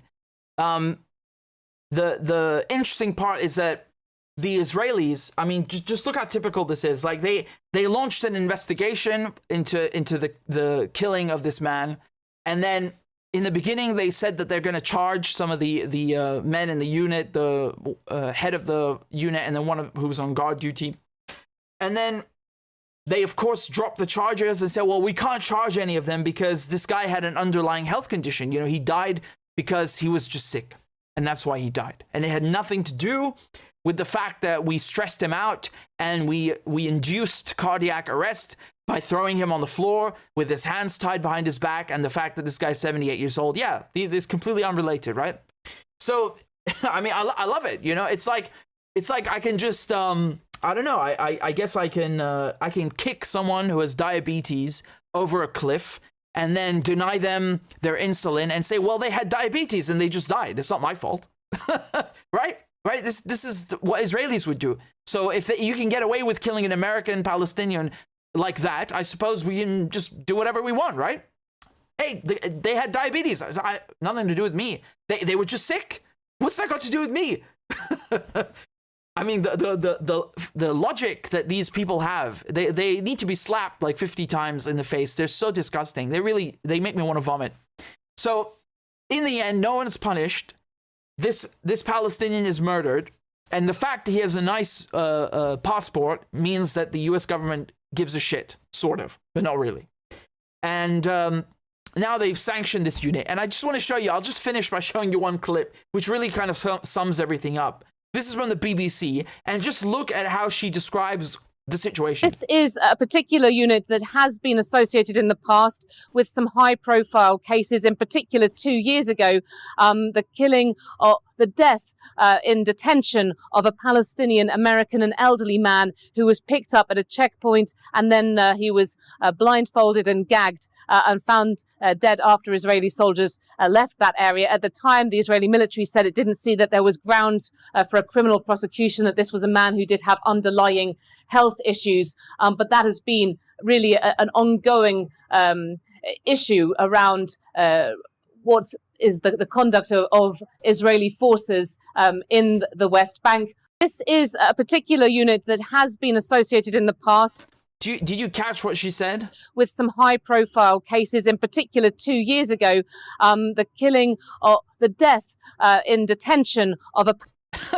So killing becomes the death in detention. Yeah, you know, like I said, I kicked a diabetic over the hill. They didn't have their insulin, and they just died in detention. What? That I didn't kill them. What does that have to do with me? It's not my fault they have diabetes, right? This is Israeli logic. Let's tie up the old man, give him a heart attack, and just say he had heart problems. We didn't kill him. And the BBC will cover for you. Not killed. No. The death. Yeah, you know, and 34,000 people have been died. 34,000 people have been died in Gaza. They just dying, you know. They have been died. Yeah. they just died of natural causes, you know. Lightning. I don't know. They were struck by lightning.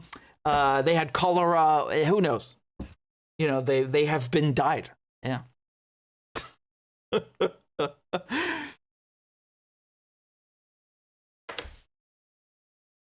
I really can't with these people. Let me show you some racist Israelis talking in a second. But first, thank you to Shavietos, who says, Have you seen the Zionist terrorist getting blown up when he kicks a Palestinian flag? The Vietnamese use a similar tactic. Yes, we played it a bit earlier. You might have missed it, but thank you nevertheless for the donation. And yes, I actually did think of the Vietnamese. I just forgot to mention it. So thank you for pointing it out. And also, Kinky says, the Rumble link under your YouTube live stream results in a 404 error. Maybe because it was misspelled. I I think it should work by now. It was updated a few minutes ago. Please check it out again. It should be okay.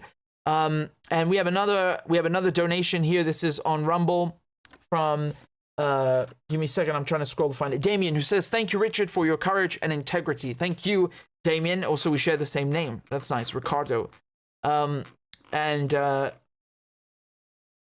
thank you, Gold Alchemist, also for the links of the resistance. And Raj says, "So Iran and Hezbollah did destroy the glass dome." Yeah, I guess you can call it that. I'm going to talk a bit more about that in a second. I'm just going to play you guys a crab dance because we have several people who joined on a few moments ago. Thank you to Simon, and thank you also to Brandy and to Rosie. Everybody, please give them a hand. Give them a round of applause.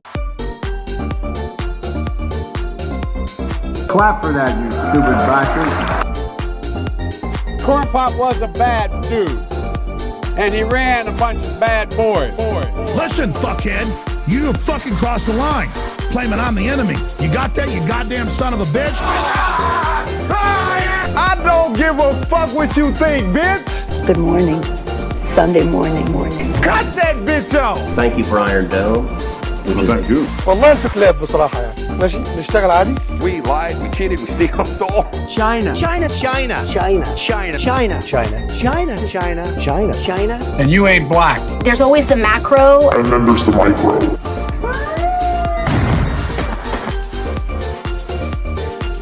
Do not come. Do not come. I'm gonna come. You talking to me?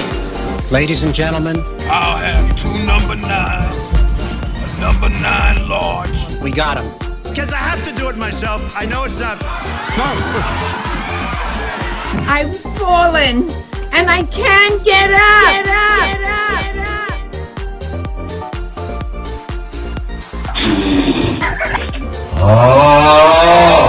Disgusting!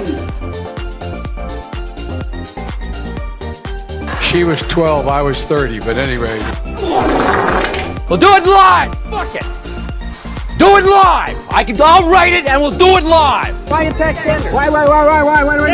You're getting nervous, man.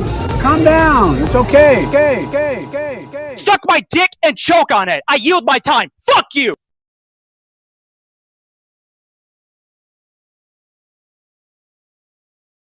Thank you all very much, and please remember to donate if you can. They're punishing me by demonetizing the channel, making sure I can't earn a living. So if you're able to, please donate on Rumble, on Patreon, and on PayPal. It can be as little or as much as you want. It can be monthly or one time. I leave it up to you. And you guys made me laugh with your comments, so thank you for that. We've got more donations and contributions. Thank you very much to Eve, who says thank you for your work. And we have another one, this contribution from Samima. Thank you both. And another contribution from Zakaria, says, "Assalamu alaikum, Richard. How are you doing?" Wa alaikum assalam. "I've been watching your videos and I think you are a really good journalist and you are doing a great job, bro. Thanks for giving us the truth. You are working so hard. I'm sorry to hear you have lost income from YouTube." Well, you're very kind, and it comes with the territory, I suppose. So, you know, you can't talk about Israel without without them getting angry, I guess. Thank you, Joseph, for the kind words. Joseph says, "Hey, Richard, love your work. Been following you since you were on YouTube with just 13,000 subscribers. That's a long time ago, but also not really." That's really nice. Joseph says, your journalism is unparalleled, especially when it comes to international politics. Thank you. A quick question.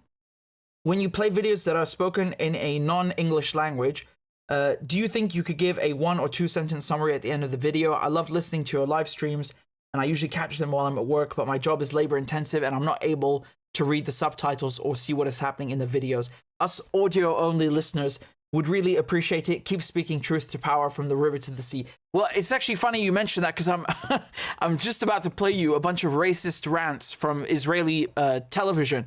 So I will make sure to do that in the future. And I'm much obliged, because it's very nice to read these kinds of notes or letters from you guys. So thank you for that, and I'm very grateful to that you stuck around since we were at 13K. So that's very cool. Well, let's get to it then. We have a fine selection of gourmet clips from Israeli TV with really just the most charming people. The most charming people that you've ever seen. So let's begin with the Israeli finance minister, and let's see what he had to say. Okay? תראו חברים, יש בעזה 2 מיליון נאצים שרוצים לשחוט, לאנוס ולרצוח כל יהודי. אני לא רוצה עכשיו להיכנס בהרחבה, מי שרוצה יכול למצוא פוסטים שכתבתי בעניין הזה ב-2017. כן, מניח כל אחד ואחד מהם הוא נאצי שרוצה לרצוח יהודים שם ברצועת עזה? כל אחד ואחד? מתוך הרוב המוחלט של אוכלוסיית עזה גדל. Even the Israeli journalist who's interviewing him is like, you're full of it. I mean, they've just uncovered mass graves with people killed, executed with their hands tied behind their backs, blindfolded in Gaza, and he's calling Palestinians Nazis. Wow, that's just funny. כן, מניח כל אחד ואחד מהם הוא נאצי שרוצה לרצוח יהודים שם ברצועת עזה? כל אחד ואחד? מתוך הרוב המוחלט של אוכלוסיית עזה גדלה בתודעת שנאה תהומית למדינת ישראל. אני מזכיר לך. So he says the vast majority of the population grew up with a visceral hatred towards the state of Israel. Yes, and how can you blame them? I mean, if I lived in Gaza, I'd also hate your fucking guts. You're despicable. Look how you treat people in Gaza, then you will know why they hate you. It's your behavior. מדינת ישראל, אני מזכיר לך, 3/4 מהאוכלוסייה שם זו אוכלוסיית פליטי 48 שמוחזקת שם בכוונה, בעוני, בדלות, בצפיפות, במצוקה נוראית. It's so funny because he says that, I remind you that a third of the population there are 1948 refugees. It's not true, actually. It's 70% that are refugees. Okay? What does that mean, refugees? It means their homes were stolen from them. By who? Was it the Chinese? Was it the Vietnamese? No. The Israelis. The Israelis came and stole their homes. So he knows, he's acknowledging, they hate us because we stole their homes. Thank you very much. That's a little bit of honesty for the first time. זו אוכלוסיית פליטי 48 שמוחזקת שם בכוונה, בעוני, בדלות, בצפיפות, במצוקה נוראית, ואומרים להם... Now the rest of the sentence, not so good. Held there on purpose. Who's holding them? Are they trapped in a bouncy castle? Did someone put them in a plastic cube? Where are they trapped? Are they trapped psychologically? What does this mean, trapped? Oh, you're trapping them. Oh, that's right. With drones, with ships, and with infantry. Yes, they are trapped. You are trapping them. And you are trapping them in poverty. You're right. So that's your fault. No one is forcing people in Gaza to stay in Gaza, except you. מי שאשם במצוקה שלכם זה היהודים, הפתרון שלכם הוא ביפו, בחיפה, בעכו ובטבריה. לאורך זמן, או שאנחנו נשלוט שם, או שהאוכלוסייה המקומית תשלוט שם בעצמה, ולא חשוב אם יקראו לזה חמאס או משהו אחר, זה יהיה ארגון טרור. מי שרוצה לשמור על הביטחון של מדינת ישראל ושל תושבי הדרום, אנחנו צריכים כרגע לשלוט שם מבצעית וצבאית, וכדי שזה יקרה אנחנו צריכים לשלוט בסיוע ההומניטרי, עד שנחזר את חמאס טוטלית ונוכל לפתח כוחות מקומיים נתונים שיחליפו אותה. כל עוד חמאס חי ובועט, אף אחד לא יעשה עבורנו את העבודה, זה רק אנחנו. וכל עוד אנחנו לא עושים את זה, אז חמאס עושה את זה, אנחנו במו ידינו חותרים תחת מטרת המלחמה של מיטוט שלטון חמאס. Okay, so let's just rewind a tiny bit. He says that they need to control the flow of humanitarian aid. Yes? In order to control Gaza operationally and militarily, they need to control the humanitarian aid. What does that mean? Oh, I'll translate. It means that in order for us to exert control over Gaza, we need to starve them. We need to be able to decide whether they eat and whether they drink or not. That's what this means, right? Why else would you control? Like, what relation does humanitarian aid have to Hamas, right? Humanitarian aid is humanitarian because it means it goes to human beings. That's the only condition. Are you a bear? Are you a lizard? Are you a cat? Oh, you're a human. Here's the fucking aid because we care about you because you're a human being. You have human rights, right? You're Hamas. You're this and that. I don't give a crap. You're a human being. You're in dire need of food, of medicine. Here's the humanitarian aid. No, Only Israel would deny someone humanitarian aid, because to them, if you're not Jewish, you're not a human being. Yes? And so for them, it's a tool. It's a tool. It's not a human right, it's a tool. We can starve people, make them angry, and then they will get rid of Hamas for us. We control them through their stomachs. This is the Israeli mentality, the Nazi, Zio-Nazi mentality. And this thing with local forces. What local forces? What what do you think this is? A game? It's a chessboard or something? Moderate forces. Who's going to be moderate force for you? Maybe the PLO, today. Yeah. But see, West Bank is not Gaza. West Bank is bad, but it's not like Gaza. We're talking about different nature of occupation. They're both occupied, but in Gaza, man, Gaza doesn't have the checkpoints the West Bank has, but it has the siege. Do you understand? It's the same sword. It's just the other side of it, right? I don't mean as in it's a double-edged sword. It's a bad sword either way. You're getting screwed. In the West Bank, you have checkpoints imposed on you, and you can't even move.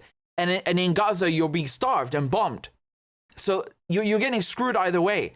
But no one is going to come out and start working for you or defeat Hamas for you. I mean, this is lunacy. I mean, it's really desperate, honestly. It's so desperate. And he says that they have to control Gaza militarily and operationally. I mean, what objectives have Israel, achieved in the last 6 months for them to be able to state these kinds of goals? There are no objectives that they've achieved. There are none to speak of. Absolutely nothing. So, this is really aiming high, so to speak. I mean, he's really wishing for the moon at this point. נתונים שיחליפו אותה. כל עוד חמאס חי ובועט, אף אחד לא יעשה עבורנו את העבודה, זה רק אנחנו. וכל עוד אנחנו לא עושים את זה, אז חמאס עושה את זה, אנחנו במו ידינו חותרים תחת מטרת המלחמה של מיטוט שלטון חמאס. Again, destroying Hamas. With what? You can't do anything. You're not destroying Hamas. I'm sorry. And it's funny because he acknowledges in another sentence, he kind of acknowledges that if it's not Hamas, it will be somebody else. That's correct. Because even if you get rid of Hamas, okay, hypothetically, good, actually. You know why?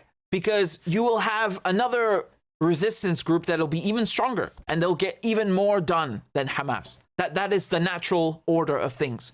It's the natural progression of things, because you can defeat a group. You can defeat, Black September. You can go and defeat, or rather pacify the PLO. And guess what? You're going to get Lion's Den. You're going to get PIJ.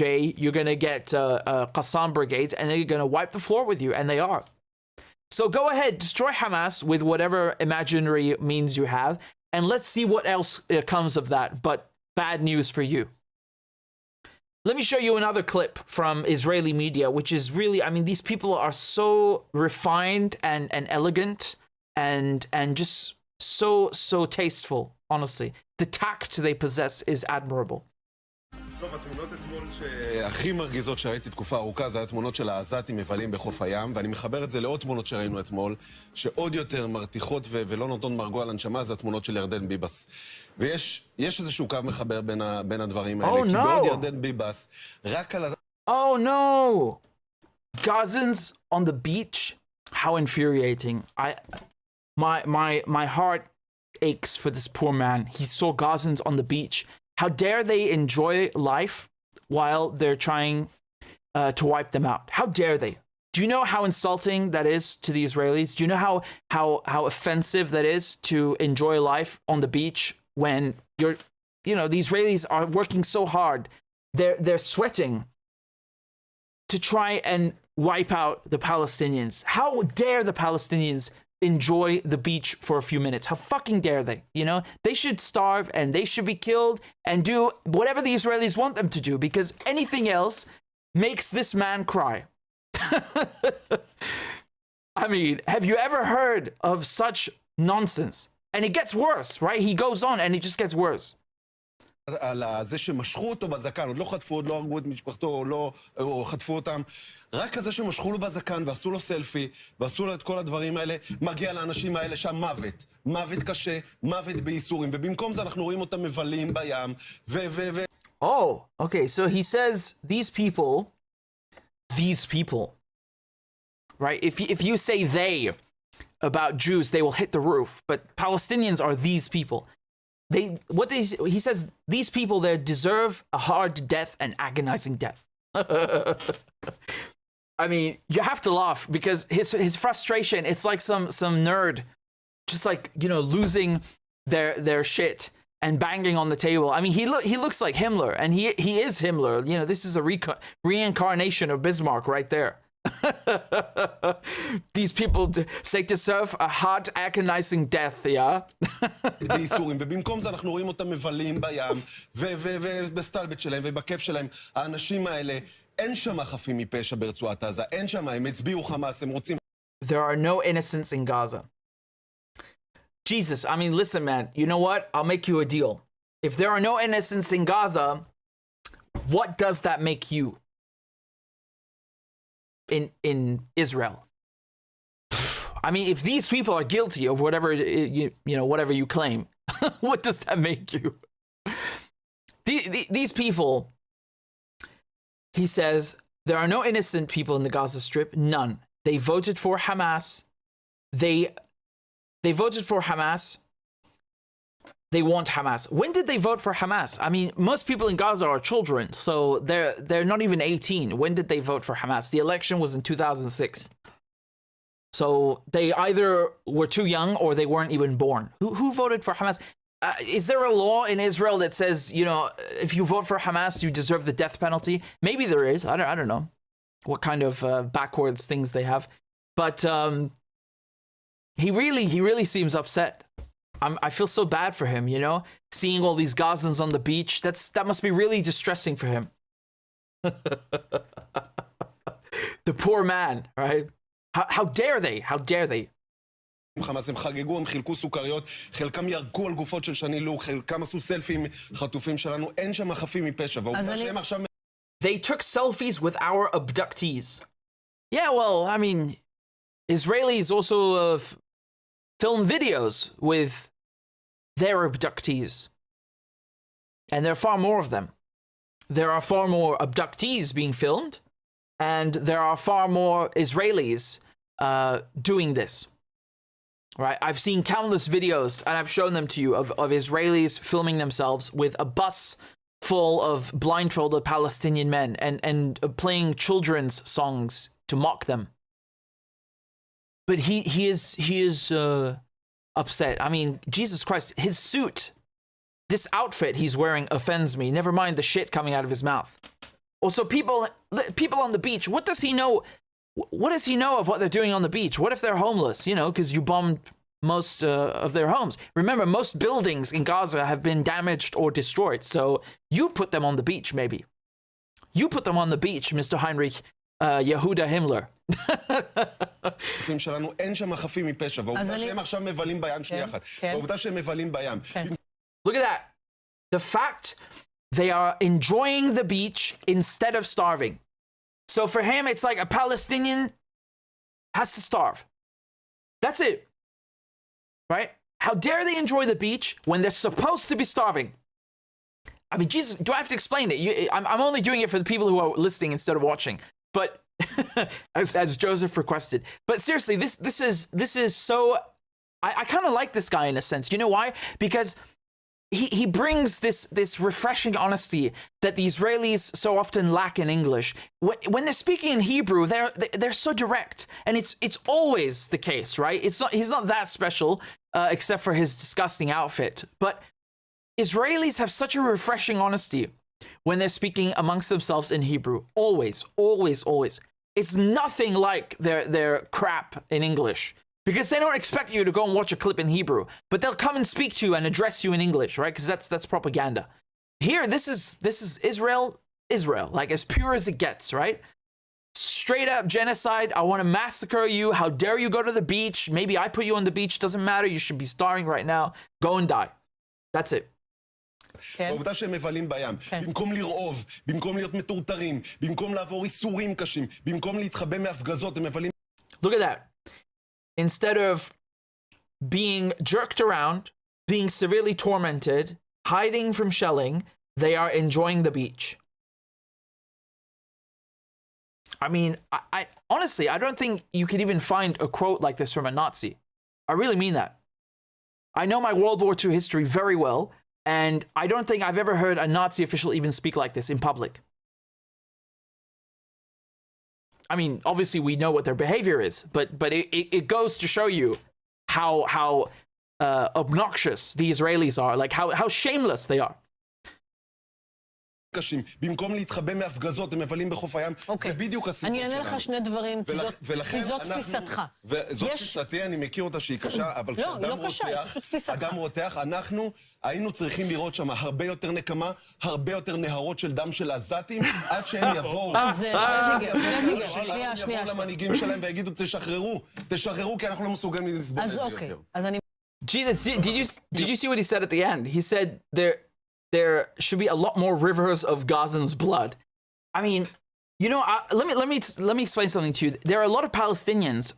There, even among you guys watching right now, many of you have lost family in Gaza, right? And even you wouldn't say something like this.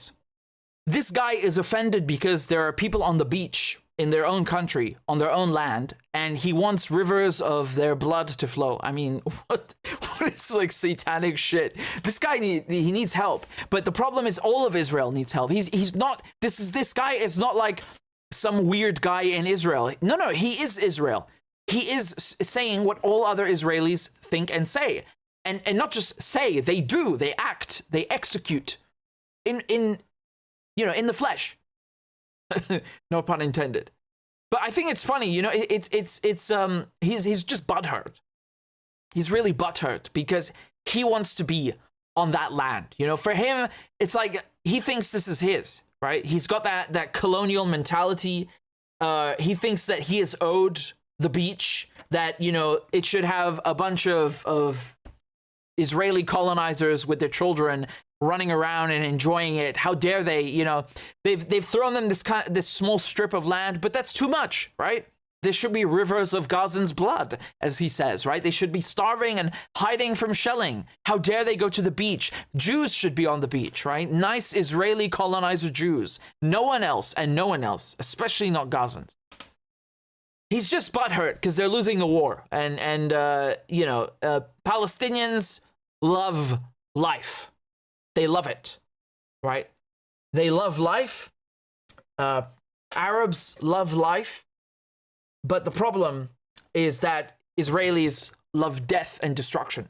So they bring death and destruction to others. And then when they don't embrace it, they get angry. These are the people we're talking about. You know, I mean, nothing was, you know, mistranslated here. This is exactly what he said. I'll play you another clip now from the ever so eloquent Israeli ambassador in Britain, and let's take a look at what she had to say. I mean, it's a bit different now, the tone she takes, but it's still within the same vein, right?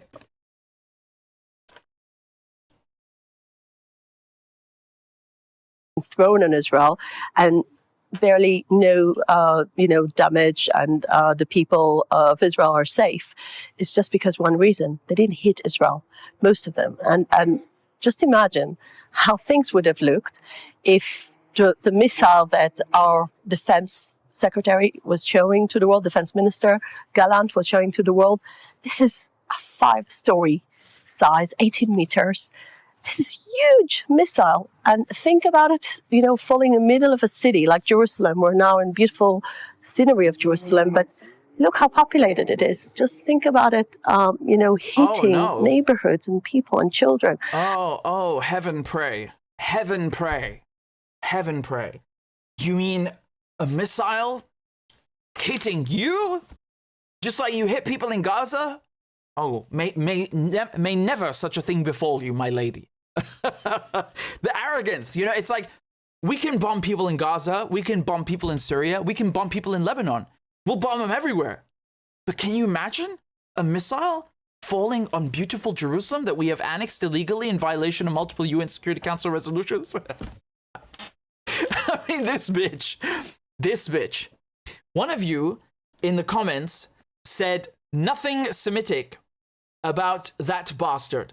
Now you're talking about this Mr. Orange over here with the suit, right? If we can call that a suit. This guy over here. Well, guess what? I would say the same thing about her. There's nothing Semitic about her. I mean, you know, who knows? Honestly, you find people who could look like that easily. Even this atrocity here, you can find people who look like that in the Middle East, no problem. But the point is that we know from their names. We know their names. This guy is called Schlesinger. I mean, Jesus, talk about a European German name, right? Schlesinger, Yehuda Schlesinger. This guy's not from the Middle East. There's nothing Semitic about his ass. And same thing for her. They're a bunch of Europeans. They're colonizers. They're squatters with guns. This is you can quote me, right? This is what Israelis are. They're squatters with guns. Squatters with guns. A squatter, you know, somebody who goes and just occupies a house. They're squatters. That's what they are. And they're very racist, and they think that they are more human than others, right? It's not like they think Palestinians are human beings, but lesser human beings. No, they think that only they are human beings, right? Only Jews are human beings, and everybody else is not a human being. They're human animals, right? Isn't that what Gallant said, the one that she's quoting? I mean, just imagine if poor Gallant was showing a missile over Jerusalem instead of, you know, calling people in Gaza human animals and declaring that he's going to starve 2 million people, including 1 million children. Yeah, just imagine. What a tragedy.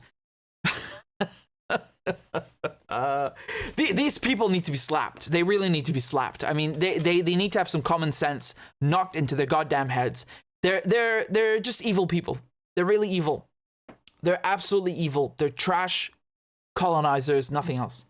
You know, there's nothing more for me to add, really.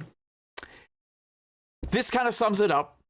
And I picked these clips, this nice palette of Israeli society. You know, we have one minister, an ambassador, a journalist. They're all on television. They're all on radio. They're all just being as Israelis usually are and declaring to how they are superior. Everybody else is inferior. They deserve everything. Palestinians should die. You know, that's it. That's it. It's just another day in occupied Palestine.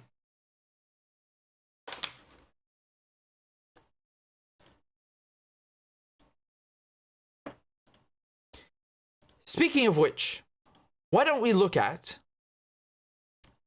another... do I have a favorite Israeli? It's difficult to say. If I did have one, I guess it would be this man. I mean, when I play you the trash that's going to come out of this guy's mouth, you're just not going to believe it because it's so funny. Okay, so let's begin, shall we? This is the Israeli ambassador before the United Nations, okay? And this was on the eve, on the cusp of the Palestine membership vote. Will Palestine accede to the United Nations as a full member, or shall it forever remain a non-member observer? And the way that he speaks, I mean, it's just funny. This guy's generally a funny dude. He brought a rock to the UN. He wore a yellow star, like as if he was in Auschwitz or something. He's almost like a comedian or something. He's so out there. He's so out of his mind that he makes me laugh. And I want to show you what he said because it's so funny. Let's go through it, okay? I'm going to stop him a lot because, you know. Do you honestly think that this resolution will make a solution more likely or change anything on the ground? The Palestinians... More likely or change anything on the ground? ...have rejected every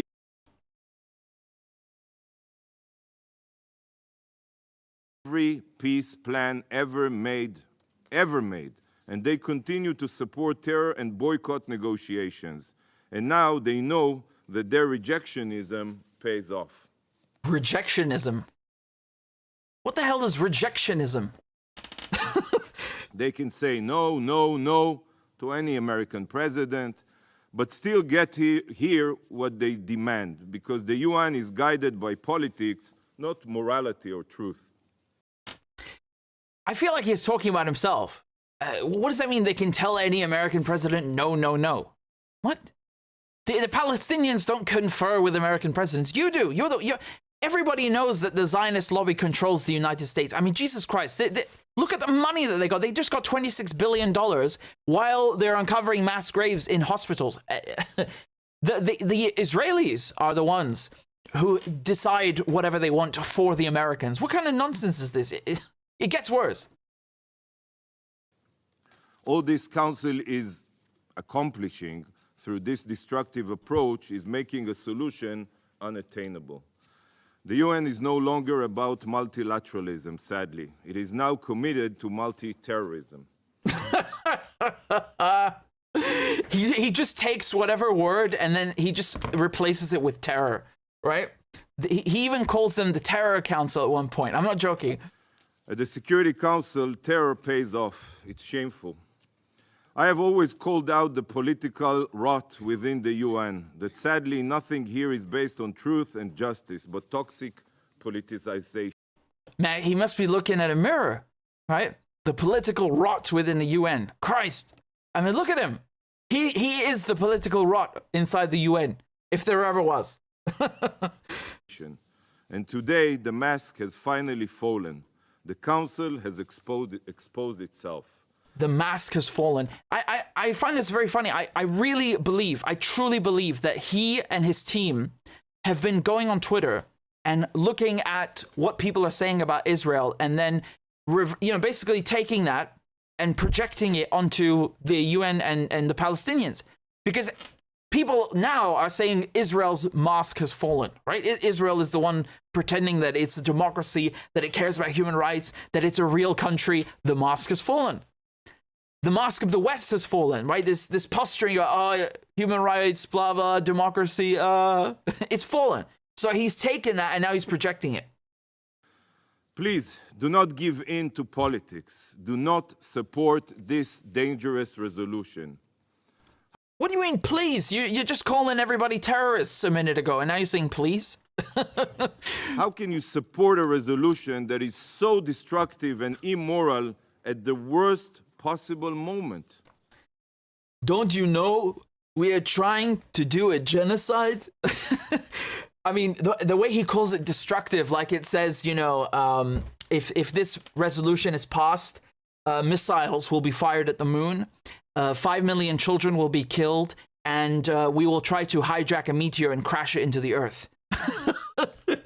Destructive. Oh no, a Palestinian state? No. Don't you know we're trying to take Gaza? What is wrong with you people? Colleagues, the Council was not the only entity to expose its true face this week. On Saturday night, with the launch of over 300 UAVs, ballistic missiles, and cruise missiles at Israel, the Ayatollah regime's mask also fell. Iran. What are you talking to me about Ayatollahs, man? We were talking about a Palestinian state. That's it. I don't want to talk about the Chinese. I don't want to talk about Ayatollahs. I don't want to talk about anything. I want to talk about Palestine. No, the Ayatollah regime. Iran exposed itself as the terror state that it is. But today marks another milestone in the Ayatollah regime's blood-soaked history. On April 18, 1983, a Chevrolet pickup truck packed with 2,000 pounds of explosives sped through the gates of the U.S. Embassy in Beirut, crashed into the building and detonated. What? He's talking about the Hezbollah bombing of the U.S. Embassy, which surprisingly worked, and they got all the Americans to leave the next day. I mean, again, I'm not saying it's a good idea, but the Americans abused the Vienna Convention by putting hundreds of troops inside of an embassy. It's not a military barracks. This is not Paris Island. This is an embassy. Anyway, that's another whole other discussion. But why is he bringing up the bombing of the American embassy in Lebanon to talk about a Palestinian state? This is so irrelevant. It has nothing to do with anything. Detonated. This blast killed 63 people. You're talking a lot about embassies and the importance of embassies. And Hezbollah claimed responsibility. And today, April 18, 2024, exactly 41 years later, this council, the Security Council, will be addressed by an arch-terrorist whose regime funds, arms, trains, and directs Hezbollah. Arch-terrorist. Yeah.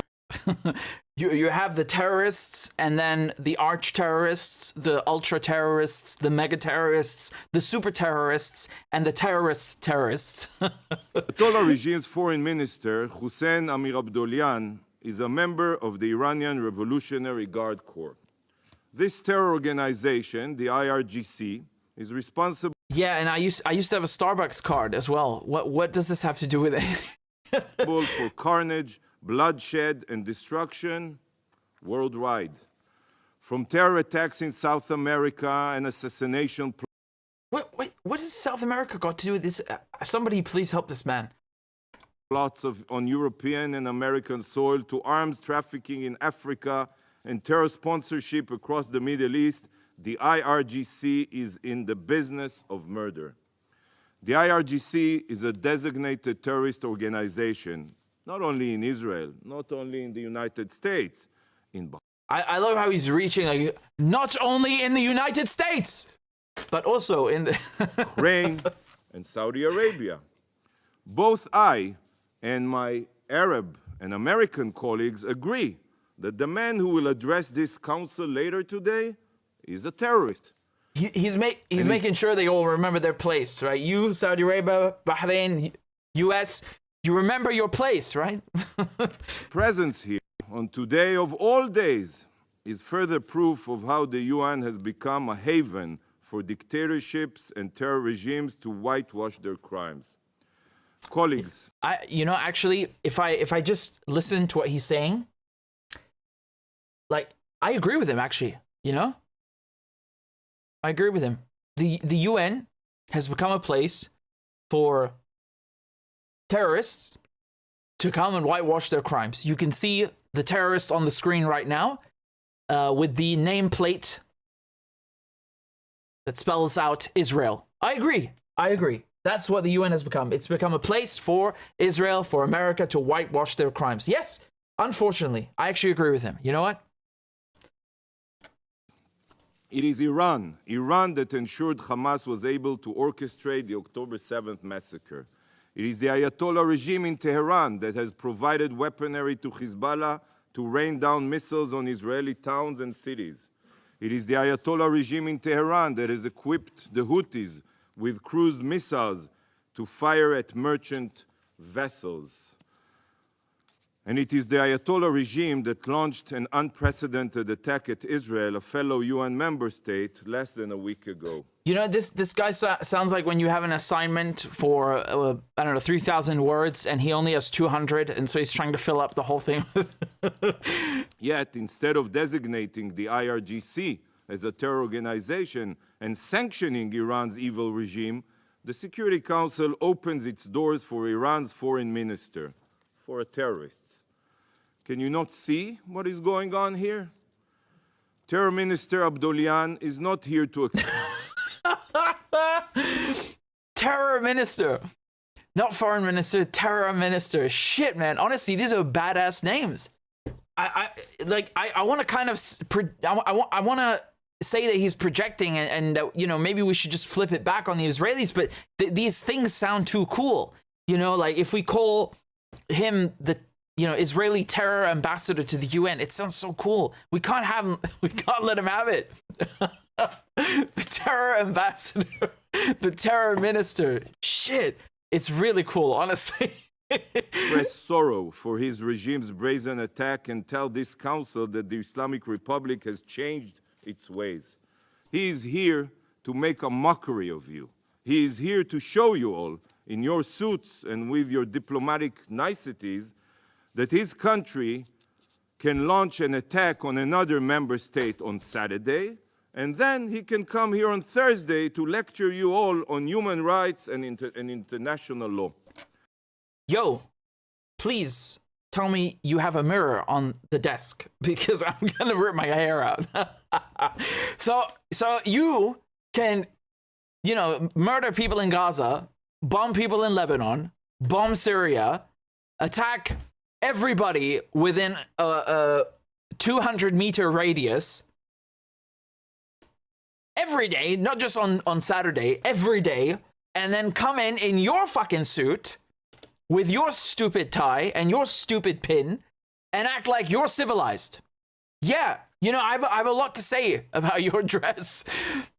Minister Abdollahian's presence here today is making this institution... No, stop. I thought he was the terror minister. Now he calls him minister. Which one is it? Make your mind up. Minister Abdollahian's presence here today is making this institution a joke. Sadly... Your presence today is making the institution a joke. But okay, I'll let you continue. It is clear to every dictator and terror state that the UN has lost every ounce of justice, and it is now a blob of politicized plasticine that can be molded however the tyrants choose. And the Council plays along with this destructive charade.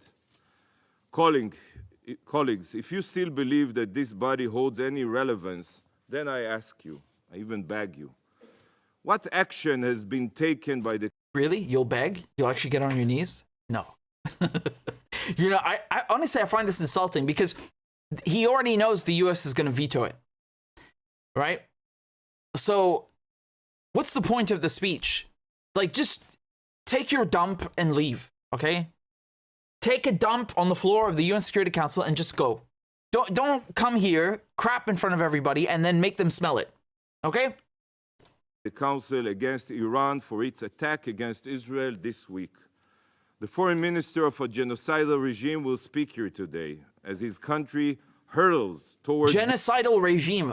I mean, again, I'm telling you, this guy went on Twitter, he took every adjective that people have described Israel with, and now he's projecting them. Genocidal, like out of all the words in English, he picks genocidal when the ICJ has said, you have to stop committing genocide in Gaza. Oh, you know what? I'm gonna accuse them of being genocidal. That'll show him. Man, honestly, it's like maybe in the next minute he's gonna start calling everybody, I don't know, Jewish. He's gonna start calling everybody Israeli after a minute. Like he'll project so much that he reaches other levels of projection unbeknownst to us thus far. Nuclear weapons. Has this council taken any action to prevent this? Nope. Nothing. Nope. I'm gonna put that in the crab dance. I think we've heard enough of the Israeli ambassador, but you guys tell me, shall we call him the Israeli terror ambassador to the UN, or shall we just leave him demoted at ambassador? Because these are badass titles, right? One of you in the comments was saying that the Israeli ambassador is a Holocaust survivor. Give him a break. Okay, he was born in 1971, but that's not important. Yeah, that's why he comes and he wears a yellow star, right? I mean, this was really bad because what happened is that the Americans, they really flushed the whole thing down the toilet. Because originally, the thing was going to pass. The 12 members of the Security Council, 12 out of 15 of the members voted yes, and UK and Switzerland abstained. So UK could have vetoed it, but didn't. And the other permanent members, Russia, China, and France, voted yes. And the fifth permanent member, the US, vetoed it. And that's all it took. You just need one veto, and the whole resolution is dead. So just, again, in a nutshell, everybody either voted in favor or just stood aside. And the United States is the only one that blocked it. This is why I don't think you should have permanent members in the Security Council, nor should you have veto power, because it's just crap. It doesn't democratize the institution. It does the opposite. No one should have it, in my opinion. And there should be no permanent members either, right? 15 out of 15 should be on a rotary basis. So the United States shut it down. Now, look, even if you get it past the UN Security Council, you still have to have the General Assembly in favor, right? And the thing is that most people in the world have ties with Palestine. They recognize Palestine as a country. Well over 140 countries recognize Palestine as a state. So it's not like you would find a lack of support both in both organs, whether it's the General Assembly or the Security Council. The only ones who stood in the way are the Israelis and the Americans. Basically the same thing. This is why the Israelis, they spend so much time and energy and money. Well, it's not their own money, is it? But this is why they lobby the United States so much. It's because they want to have veto power in the Security Council for occasions just like this. But again, I mean, the Israelis, as if you look at the partitioning in 1947, at the partition plan, where they gave the majority of Palestine to a minority of Jewish refugees and then called it Israel. Even the partition plan is not being respected because the partition plan says you have one that is Israel and one that is Palestine. There is no Palestine as a full member in the UN. So you can't have just Israel but no Palestine. Do you understand? So the founding document that the Israelis constantly point to when they're not insulting the UN is not being applied. The second thing that's not being applied in that same document is the separate body status for Jerusalem. The Israelis invaded Jerusalem, they illegally annexed Jerusalem. So, even if there was a Palestinian full member in the United Nations, the fact the Israelis are occupying Jerusalem in violation of UN Security Council resolutions, it means that their own existence as a state in the UN is invalid. Do you understand? You can't occupy Jerusalem and deny Palestinians a state and then claim Israel as a state. No. If you're going to apply the 47 plan, you have free Jerusalem, a Palestinian state, and Israel, not just Israel. Even then, the 47 partitioning is a piece of crap. I mean, it was passed in like 2 minutes, literally 2 minutes. And most countries that are UN members today weren't in the UN, right? So if you were to do that today, it wouldn't pass. It's another European cooked up partitioning of the Middle East. It's colonial in its very essence. So in any case, that's a different story. But I'm just trying to show you that the Israelis themselves should not be members of the UN as long as there's no Palestinian state. This shouldn't even be up to a UN Security Council vote. Anyway, the fact that Palestine is not a UN member state, I mean, Israel is. Does that make Israel legitimate? No, it doesn't make Israel legitimate in the eyes of the world. And you can see that right now because most countries in the world, they are boycotting Israel to certain degrees. If the governments aren't, the people are. It's just they don't want to show you, they don't want to reveal that to you. But most people in the world, they view Israel as illegitimate now compared to last year. Okay? So that is something worth taking into consideration. And not only that, but they view the Palestinians as legitimate, despite the fact that Palestinians don't have full membership status. So this is just another Israeli roadblock that's being set up, another obstacle, but it doesn't have any ground or it doesn't bear any presence in reality. It's just another bureaucratic obstacle set up by the Israelis. That's all, nothing more. It doesn't change the equation on the ground. It has no basis in reality, and it's not going to alter Palestine's future, which is liberation, national liberation.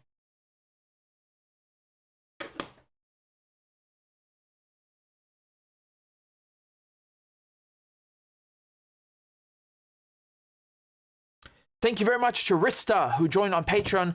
Let me play a crab dance for Rista, and then we'll continue. Thank you very much. Clap for that, you stupid bastard. Corn Pop was a bad dude, and he ran a bunch of bad boys. Listen, fuckhead, you have fucking crossed the line, claiming I'm the enemy. You got that, you goddamn son of a bitch? I don't give a fuck what you think, bitch. Good morning. Sunday morning. Cut that bitch off. Thank you for Iron Dome. Thank you. والله انتوا كلاب بصراحة يعني. ماشي نشتغل عادي. We lied, we cheated, we stole. China. And you ain't black. There's always the macro. And then there's the micro.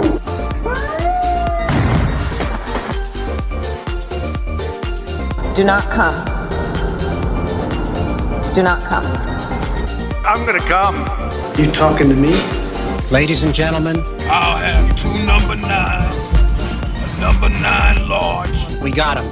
Because I have to do it myself. I know it's not.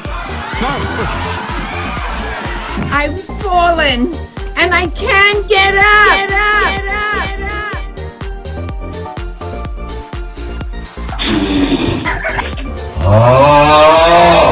Disgusting!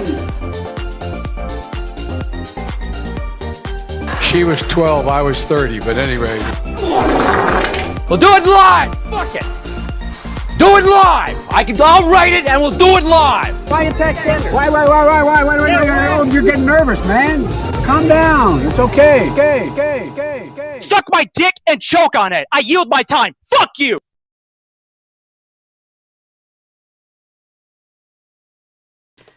Dean for Truth said they genuinely have no regard for laws that govern between nations. They pick a land with resources and occupy.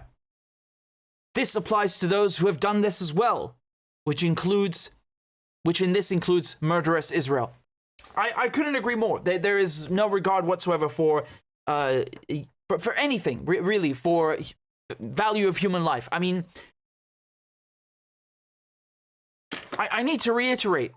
I have to reiterate how serious this is with the mass graves being uncovered. I mean, if this had happened to the Israelis, they would scream nonstop about this. They would never shut up about the fact you had 10 people, never mind 200, discovered with blindfolds, with bags on their heads, with their hands tied behind their backs, executed, dumped in a hole in the ground, like as if they're trash.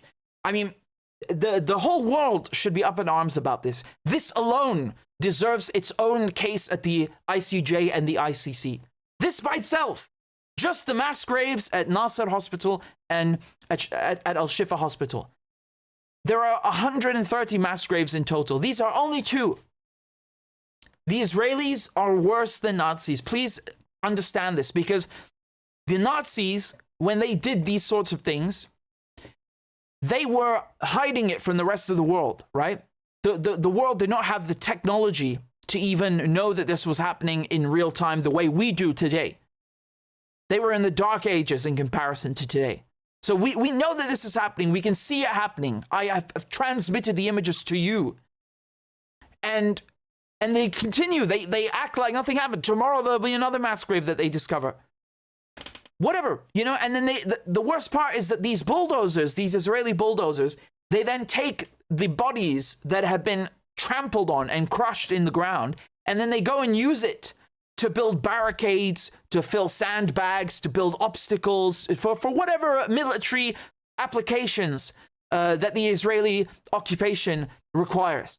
So these are the remains of Palestinians. They haven't even received a proper burial. They're just mushed up and then used to build something else. I mean, it's so evil. It's like indescribable. It's truly despicable and indescribable. And the reason that they're worse than Nazis is not just because they are behaving the same as Nazis. It's because they do it in front of the world and then they claim that they are victims. To this day, the Israelis have it in their minds that they are victims, right? They're always the ultimate victims. They were victims in the Holocaust, and then they, of course, they claim they're the only victims at all, like as if there were no gypsies or Roma or gay people or priests, communists who were killed in the Holocaust. They act like it's only them, and then they use that to shut people up, to silence criticism of Israel, right? Like anytime you open your mouth, oh, you're anti-Semitic. No. You are anti-Semitic. Netanyahu is from Eastern Europe. Gallant is from Eastern Europe. Benny Gantz is from Eastern Europe. These Israeli journalists I just showed you are from Eastern Europe. The Israeli ambassador to the UK is from Eastern Europe. These people are not Semites. They're Europeans. They have come to Palestine. They are killing Semites, 34,000 Semites. They have murdered them and dumped many of them in mass graves. Who is anti-Semitic? Who is the Nazi? I mean, how dare they? How dare they even show their faces in public? Man, if I killed one person, never mind hundreds of people, and put them in mass graves, I'd fucking run away to another planet. And these people, they just like stroll up in front of cameras and act like they did nothing. These people are sociopaths. They are out of their mind. They're out of their mind. They are a menace to society. They're a menace to world peace. They are the biggest criminals on the planet. The biggest criminals. No one carries out a genocide, executes a plan of this magnitude, and shows their face in public and is normal. No one, right? You have to have something wrong with you. I mean, these are patients that we're talking about. Can you imagine you're in a hospital bed and then you get dragged out in the courtyard and then you're shot in the head and dumped in a hole? Go and do that in a hospital and see what happens to you. Go and murder a patient in a hospital, any patient, a diabetic, and see what happens to you. You'll be locked for 20 years in a jail cell. But, you know, if you do that to 200 Palestinians, it's okay. You know, you can murder the staff, the nurses, the doctors, the first responders. You can murder the patients, whatever. Yeah, you know, the Bible says so, apparently. You know, the Bible is a blank check. Just fill in whatever you want because you're Jewish. You can do whatever you want. Fuck.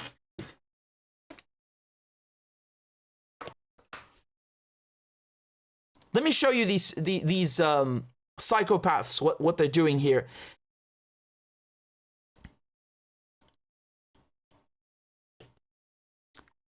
This is from the Times of Israel. Allow me to read.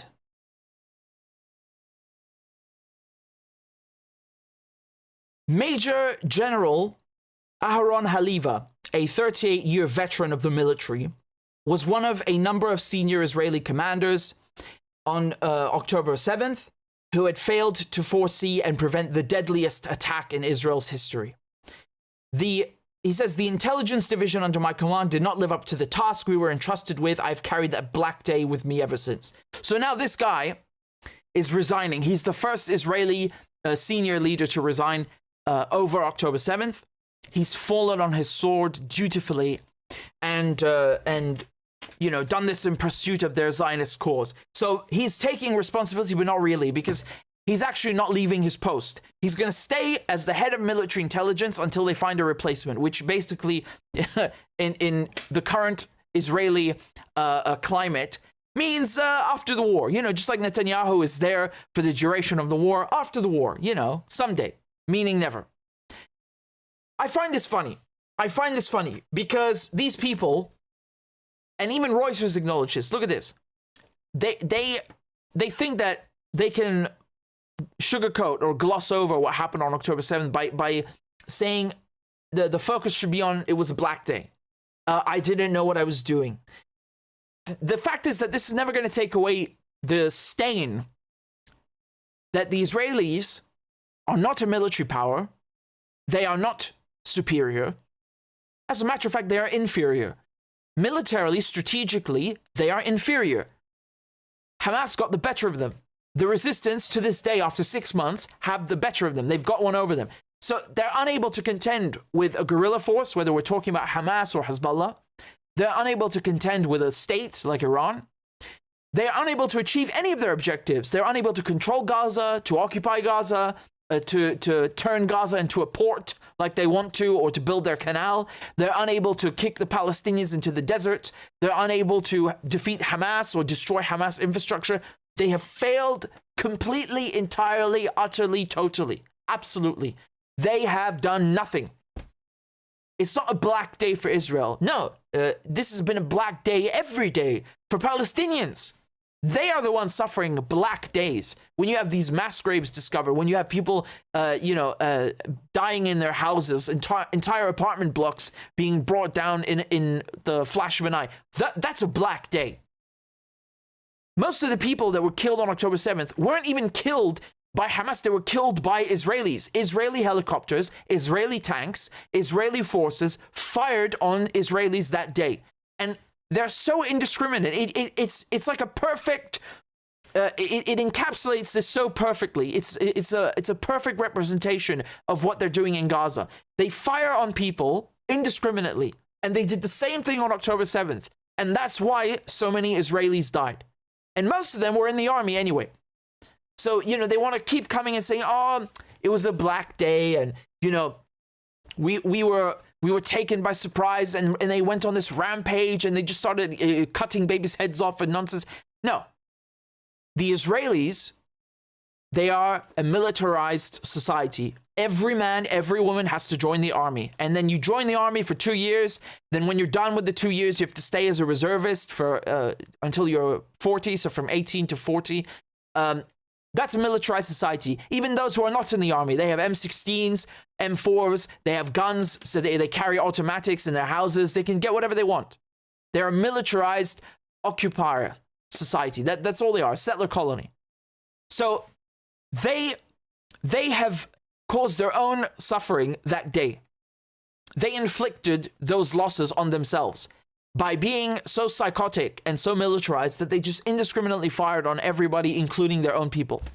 So that's number one. And the fact that they are, most of them were in the army, but they refuse to tell you this. They keep pretending like, you know, it was like some defenseless woman with her child that was attacked in a bedroom by some Hamas thug. This is Islamophobic bullshit. These people are in the army, they're soldiers, and they were killed because they're soldiers and nothing else.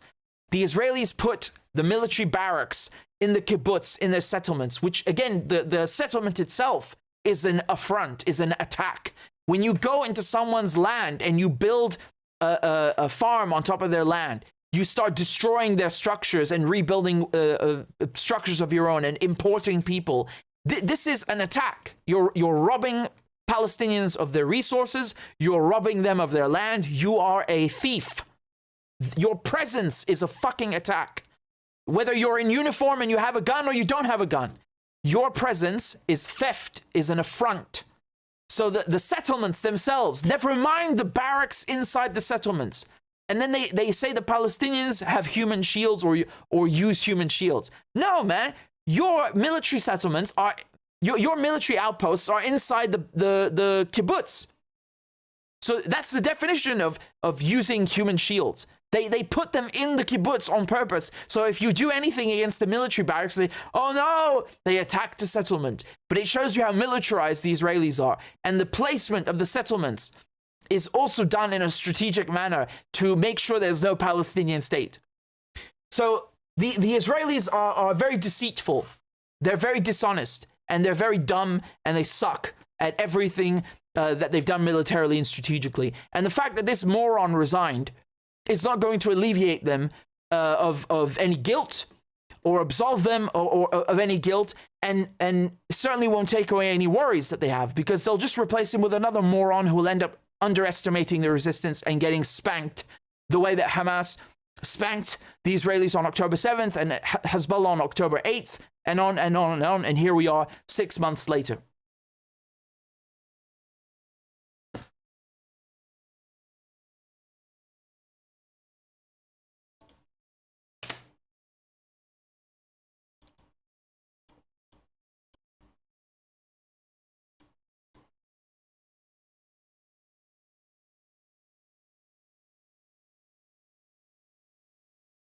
This is from the Times of Israel. So they say that Israel is increasingly worried by the prospect of the International Criminal Court in The Hague issuing arrest warrants against Prime Minister Benjamin Netanyahu and other Israeli political and military leaders for alleged breaches of international law in Gaza. This is according to Channel 12 News in Israel. 3 ministers and several government legal experts held an emergency discussion at Netanyahu's office about how to fend off potential warrants. The meeting was convened after Jerusalem received messages indicating that such warrants could be issued in the near future. Foreign Minister Katz's office confirmed to the Times of Israel that the meeting took place and said there were also discussions about the possibility that warrants could be issued against IDF officers. Netanyahu raised the matter in his meetings this week with Britain's Foreign Secretary David Cameron and Germany's Foreign Minister Annalena Baerbock, who sought their help, according to the TV report. This was also attended by the Justice Minister, the Foreign Minister, and the Strategic Affairs Minister, and that they are reaching out to people with influence to try and make sure that they don't get arrested. So Netanyahu fears the arrest warrants will be sought due to the humanitarian crisis amid the fighting in the Gaza Strip, with countries that accuse Israel of breaching international law and the Fourth Geneva Convention said to be leading the effort. I find this funny because it says here that the arrest warrants will be sought due to the humanitarian crisis. No, you can't arrest someone for a humanitarian crisis. You arrest them for war crimes, for genocide, for crimes against humanity. That's what the Rome Statute is about. This is Israeli reporting trying to give you news, but like also sugarcoat it a little bit. Like, oh, it's a humanitarian crisis. You know, there are just 15 million people who have diarrhea. They got cholera.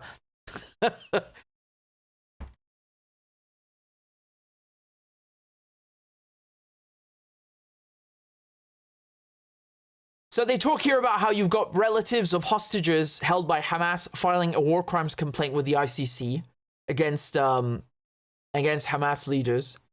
And I find this funny because if 130 Israelis being held in captivity is a war crime, what do you call then 8,000 Palestinians, or 9,000, or 10,000, or 11,000, or 12,000? Because before the war,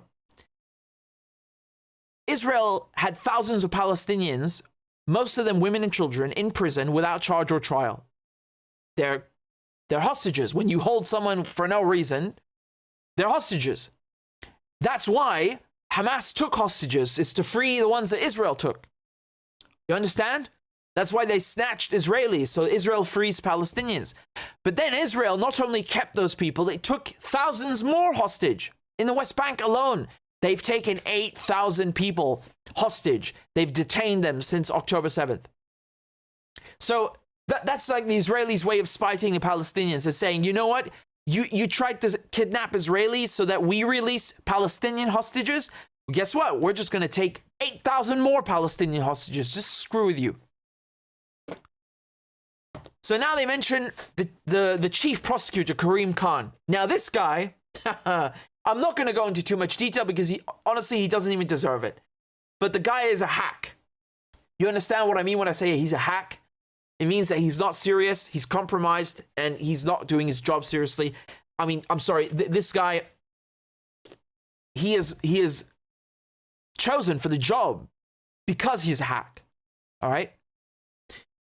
Before Karim Khan, you had Bensouda. She was the prosecutor, and she only announced that the ICC was going to establish jurisdiction in the occupied Palestinian territories, and that sent the Israelis over the edge. And I think she did that because she was just about to leave. Not to, say anything bad about her, but I think that was strategically timed. Now, this guy, we know is not going to do a thing about it. This guy has been protecting the British government. He's been protecting people like David Cameron and all these rats in high places for a long time.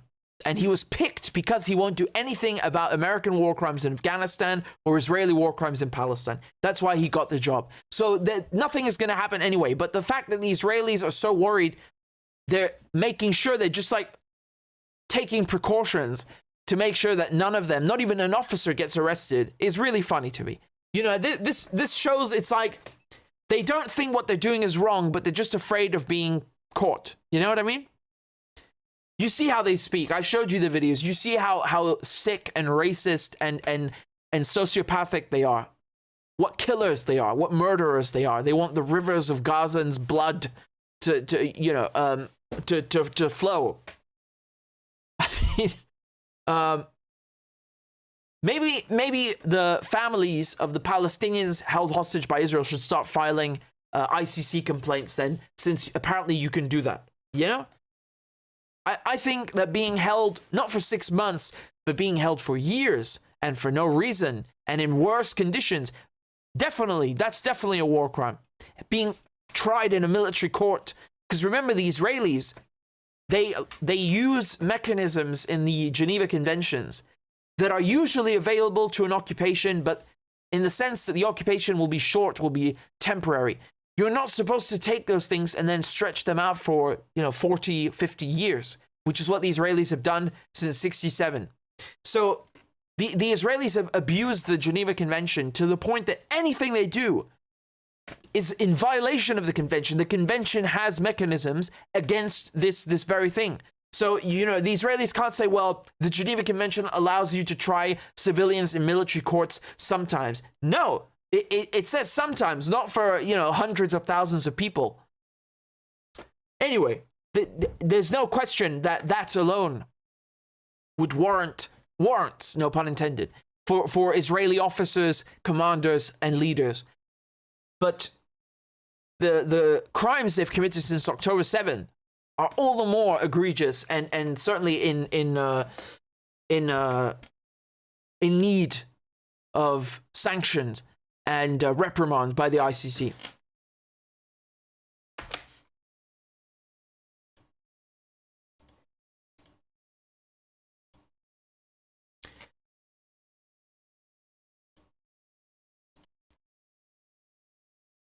Let's talk about Israel's response to Iran's response, right? It was pathetic. It was a fart. What the Israelis did, and again, I was very weary of this the moment it happened because there were no videos. There was nothing to show for it. What the Israelis did is they launched 3 or 4 quadcopters. Some people are insisting that these were missiles. The point is that they didn't do anything. They didn't strike anything. Some are even questioning whether they entered Iranian airspace. The point is the Iranians shot them down. And for the Israelis to do this after they were given and fed 300 missiles and drones by Iran alone, never mind the rest of the resistance axis, it shows such weakness. It's so pathetic. It's so hilarious. Again, the Israelis asked for this. When you go and you bomb an embassy in the manner that they did, as a supposed state actor, they asked for the Iranian response. But for then this to be their rebuttal, should there even be one? No, certainly not. But for this to be their rebuttal, I mean, look at this pathetic sight, honestly.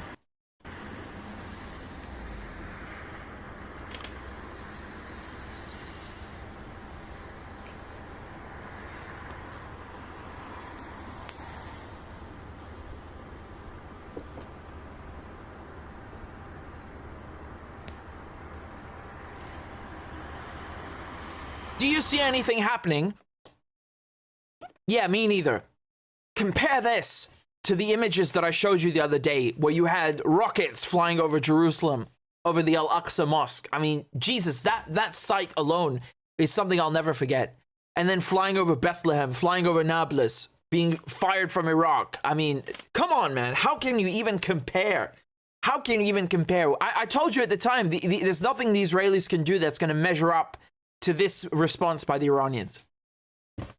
And what the Israelis did is they did a fractured response. So they tried to hit Iran with this stupid crap. Then they tried as well to hit Syria and Iraq, which they did. And then also, they also went and then hit Iraq and Syria again the next day. Again, nothing that even compares. And it shows that the Israelis have lost. They've lost not only the war on the ground when it comes to their goals in Gaza, their objectives in Gaza. They've also lost because they're blockaded economically by Yemen. Iran has all of its allies beefed up, armed to the teeth, fully supported, and aided in every manner. But in addition to that, the argument, you could say, the fight, the battle between the two, it's incomparable. For the Israelis to even respond to Iran's response makes no sense whatsoever, because when you're the aggressor and someone fights back, you punched them in the first place. How the hell are you going to respond to a response? You're the aggressor. Only the one who was attacked could respond. So this is the same logic when it comes to the Palestinians. The Israelis act like on October 7th, they were attacked, when it's in fact them It's in fact them who have been attacking the Palestinians and occupying them for 75 years. They have no right to do anything in Gaza after what they have done to the Palestinians. The Palestinians are defending themselves. The same thing is to be said of the Iranians. Now, let me explain something to you, because some people, it's really interesting. They understand a lot about the region, but then they go and they ruin everything when they say, for example, that Iran failed to issue a similar response when the genocide in Gaza was happening, right? So why did Iran only fire 300 missiles and drones when the embassy was attacked, but not when the genocide was happening? Well, you answered yourself, because the embassy was not attacked. When you attack the embassy of a country, it's an attack on the country itself. For Iran to have fired 300 missiles and drones to defend Gaza would start a regional war. That's how that would be perceived. Because when the embassy was bombed and Iran then fired all these missiles, even the Israelis knew that they deserved that crap, that they can't do anything. They knew. They asked for it. They know this. Even the Israelis know this. Where's the proof? There's no regional war. That's the proof. I mean, if you ask me, my definition of a regional war, obviously it already fits the bill with the multi-pronged, the sixth front war. But I'm talking about an actual, really balls to the wall world war. Okay. Now, I'll just show you some additional clips from the next day when the Israelis bombed the Hashd al-Sha'bi, for example, which is the Iraqi resistance, who again, they participated in this giant response on April the 13th from the resistance axis. The Israelis went and attacked them, and this is on the 21st of April, and it was in the middle of the night, and they hit the headquarters of the, well, not the headquarters, but it was the chief of staff, his headquarters, south of Baghdad, near in the Babylon district. Okay, take a look at the videos.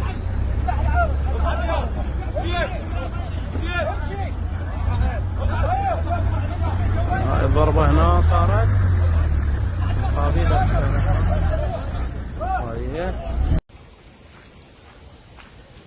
لا حول ولا قوة إلا بالله.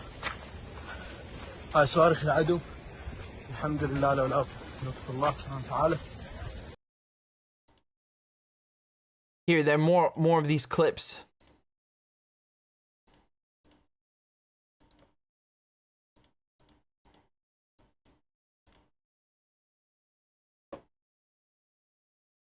Massive explosions, So these airstrikes were they resulted in one person being killed and I think 8 wounded. But it's really the extent, is as far as it goes in terms of an Israeli rebuttal to the Iranian response. What a weird sentence, what a weird phrase. But again, the Israelis, what could they have done? I mean, the Americans, they, as weird as it sounds, they don't want to get involved in a regional war. They're already in one, if you ask me, but they don't want it to escalate. Okay. Now, there are some people saying, I think this was Pepe Escobar who reported this. He said that the Israelis tried dropping a nuclear bomb at altitude, not meant to hit the ground, but to explode, detonate in altitude, and then trigger what is essentially an electromagnetic pulse, an EMP, fry all the electronics, and that the Russians shut it down before, before the coupling, before it was dropped, and so on. Now, I don't know if this is true. I wouldn't be surprised if it were true, because the Israelis are that insane. Yes, I absolutely believe that they might do something like this. Yes, I mean, look at what they're doing in Gaza. Why is this out of character? It's not. I don't know if it happened. I certainly trust Pepe, and I have no reason to doubt the story. It's just for me, I'm looking at the end result. Whether this actually happened or not. The end result is that Iran's volley of rockets far exceeds anything the Israelis have been able to put together. Now, some people are saying that these quadcopters or drones that were launched the other day, they were not even launched by the Israelis, but maybe by the MEK, or from people that are allied with Israel inside of Iran, basically, a bunch of idiots who are underground. The point is, it doesn't change anything, right? It doesn't make Iran look weak. It makes the Israelis look weak. Iran punched them back, hit the Israelis hard, and walked away. That's it. So we shouldn't, you know, we shouldn't get distracted though. I'll tell you why. Because the Israelis would love to now frame the entire thing as, oh, look, we're such victims. The Iranians are attacking us. No.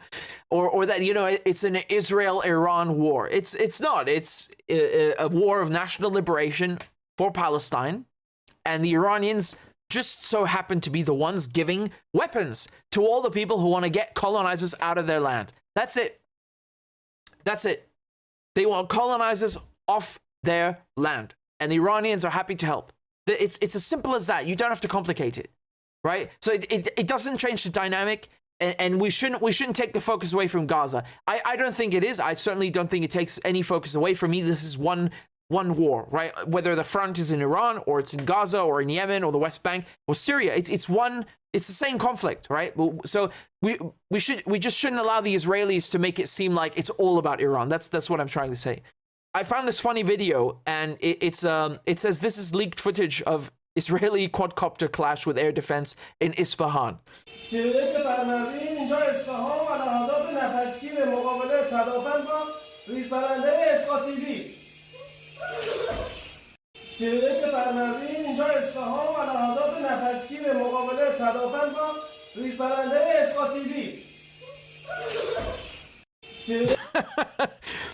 I think that about, you know, that just about sums it up, right?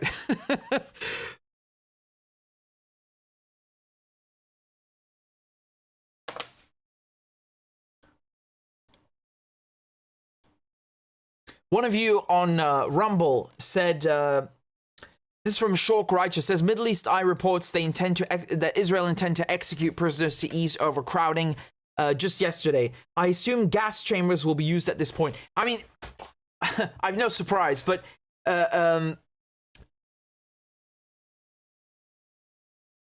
you know, I'm really not surprised, and I've no doubt that they just might at this point. But let me just illustrate another point. The Israelis, Ben Gvir in this case, who you're referring to, saying that the Israeli prisons are overcrowded. He's essentially admitting that they have taken so many people hostage that they don't even have space for them anymore. And being the Nazi that he is, he says they should be executed. Literally, that's what he says. So it just goes to show you who started all of this. The Israelis are Europeans. They invaded Palestine. They killed people. They took some of them prisoner or hostage, and the Palestinians fought back. That's it. The end. This is as simple as it gets. There's no need to overcomplicate this. Anyone who's trying to feed you other details, okay, not details, but anyone who's trying to like take you to other places and twist and turn and make it, oh, it's complicated. It's really not. I swear to God, it's not. This is the easiest thing in the world to understand. There's nothing easier than this. Easiest war to understand ever. People don't like being invaded and having their homes and land stolen. It's that simple.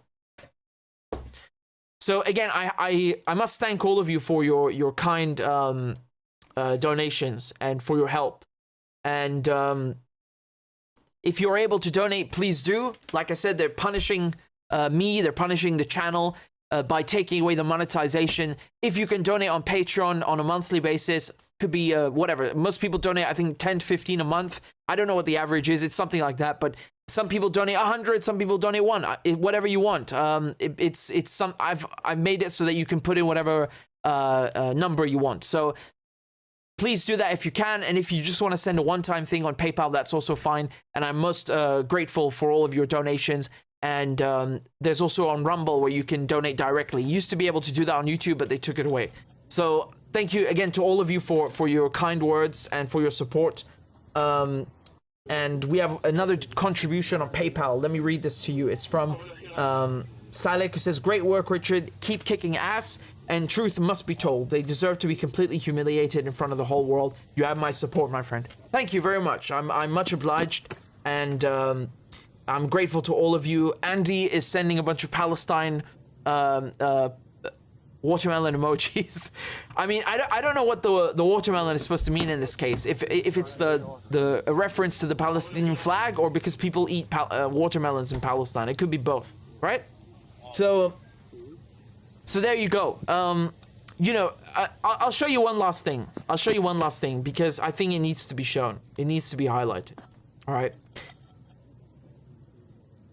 I have to admit that I lied to you.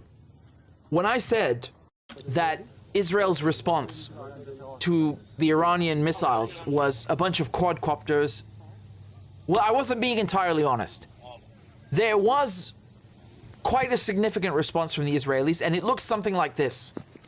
תקלטו איזה תורות הולכים פה בנתב"ג, משהו מטורף. מה זה, עומס כזה נראה לי הרבה זמן לא היה. Yes, that's right.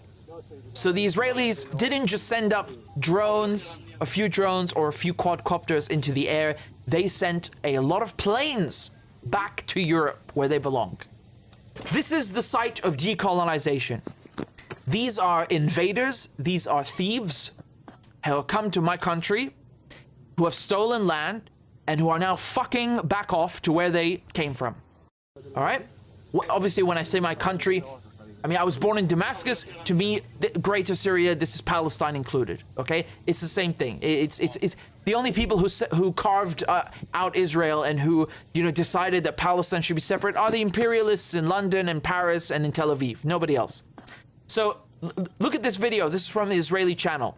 Ben Gurion Airport. Today was supposed to be the busiest day since October 7th, with more than 55,000 passengers, now closing with only 30,000 passengers after more than 6 hours where the airspace of Israel was closed. It was resumed and reopened at 7 a.m. and instead of 380 flights, only 160 flights went through today. And while all Israeli airlines was opened, only a few of the foreign airlines returned. An official tells us exclusively that the CEO of Ben Gurion Airport sent a letter to the foreign airlines saying that it's safe to fly to Israel, and since the missiles were not aimed to the center of Israel or the airport, so whoever is wanting to fly to Israel or from Israel in the next couple of days, it is safe to check with the specific airline. More on this chaotic day.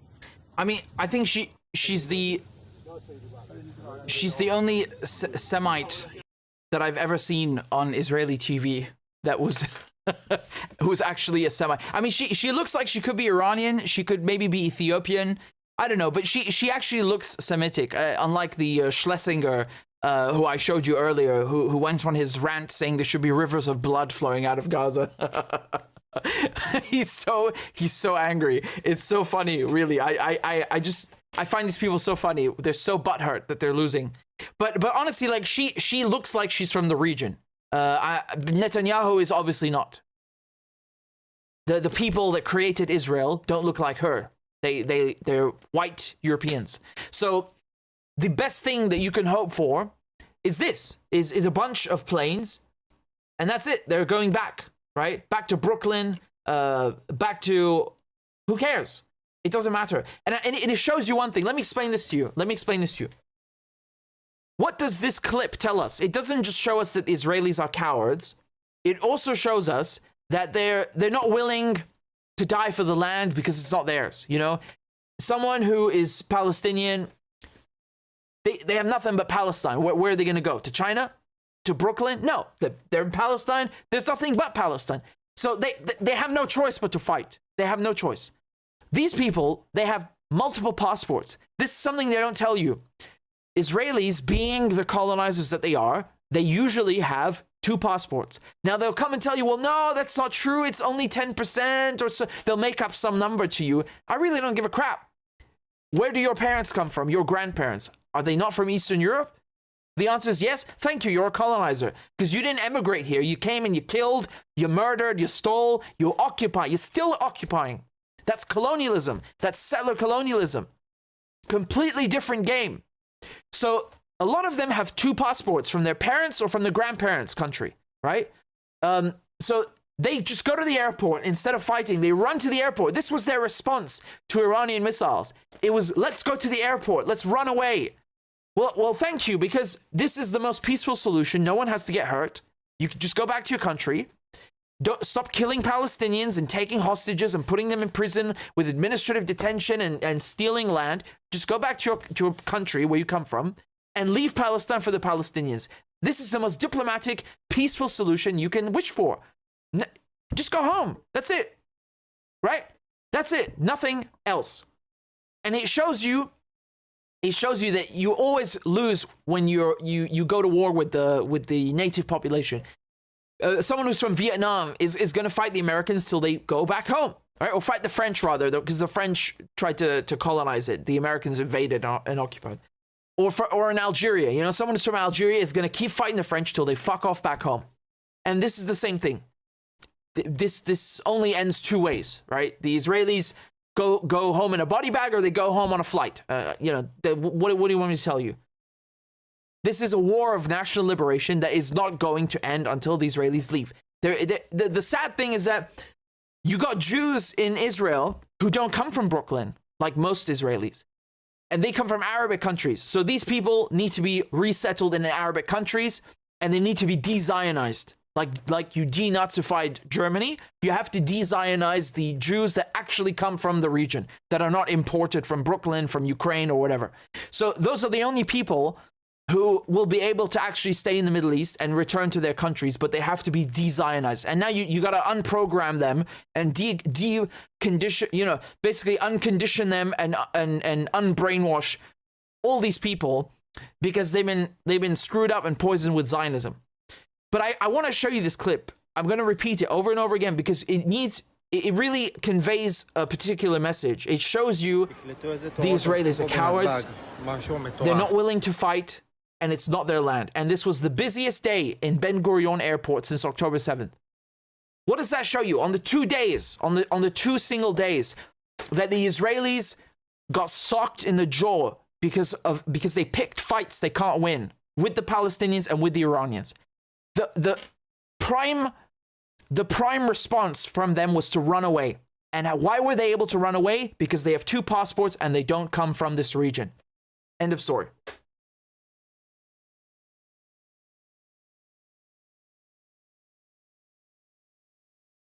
This is a Palestinian woman, and look at the contrast. Yeah? Look how she's clinging to that tree. There's the jeep behind the Israeli army jeep. She is not going to let go of that tree because she comes from the tree, she comes from the land just like the tree does. Her roots go into the ground just like this tree. There's nothing you can do to make her run away. You can bring the army, doesn't matter. She's not going anywhere because she got nowhere else. That's the difference between a Palestinian woman and an Israeli woman. All right? Remember this picture, remember this photograph, and there are many, many others like it. Many others like it.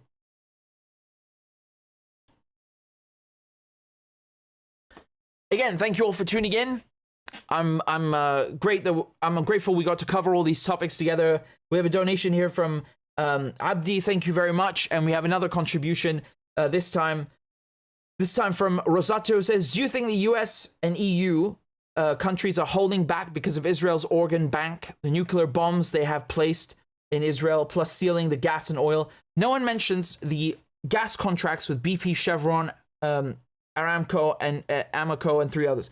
The trillions to be made off Gaza's land and resources being exported through Gaza, and the future Ben Gurion Canal projects make billions more. I don't know if you've seen the video I did on the Ben Gurion Canal. Please watch it if you haven't. And I talked about Gaza's resources and their whole plan. And maybe you have, but maybe some of you who are listening haven't seen it. It's got millions of views on Twitter, on Instagram. And I'll pull it up for you so you can see it. It's part of the mini documentary series that I did. So just before I respond to your question, I'm just going to show you guys on the channel. It's this playlist right here, okay? The link will be in the chat in a second. I don't think people have any idea what's really happening in Gaza and... Okay, there's the link. It's in the chat. And this is what it looks like. So it's those 4 videos. So in the first one, I explained the oil, and then the second one, the Ben Gurion Canal, and then it continues. So it's a 4-part series at the moment. I'm sure I'll add more parts to it later. Absolutely that they're supporting the Israelis because they want the resources in Gaza. Of course, they're already putting that project into motion. And you mentioned the EU. You're absolutely right. I mean, this Ursula von der Leyen, she called the Israelis a gas partner. She signed the document with the Egyptians, with the Israelis, for them to supply oil and gas to Europe with these very companies, which no one talks about. Like I'm actually grateful. I'm really grateful that the news suck so much, that they are so shit at their jobs.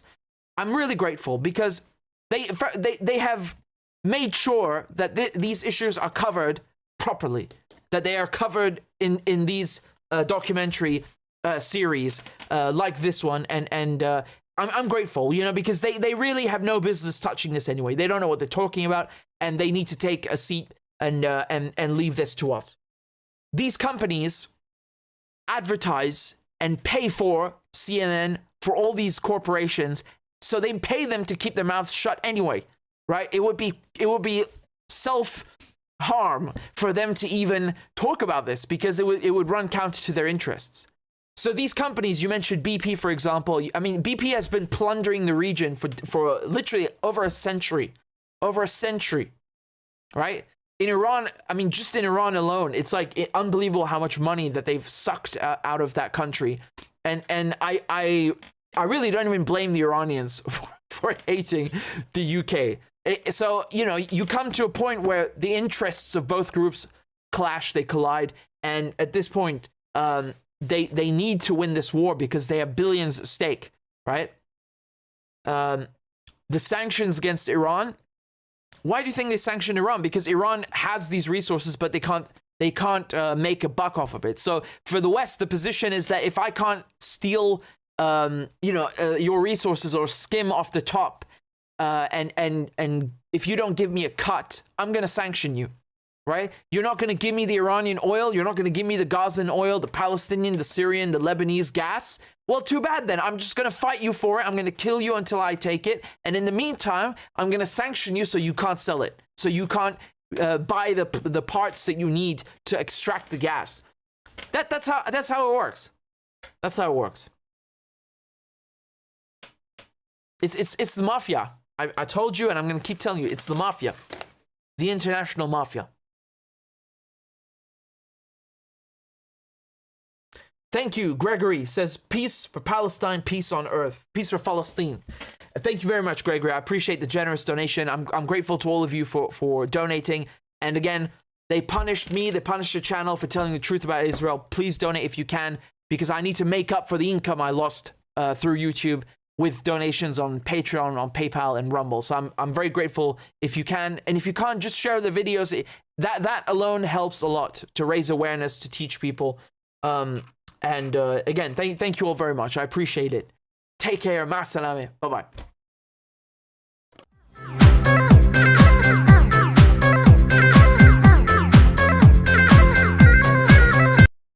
A is for all men and women created by go. You know the thing. B is for I'm beginning to see why your wife left you. C is for Corn Pop was a bad dude, and he ran a bunch of bad boys. D is for Don't worry, I'm so serious. Children, I love to hear them. E is for Excuse to walk by the dealer and say, no, I'm not going to be a mule. I got something to do. I got to go do boom, boom, boom. F is for Time friend, and she's a friend. She's been my friend in and out of public life. G is for Go to Joe 30330.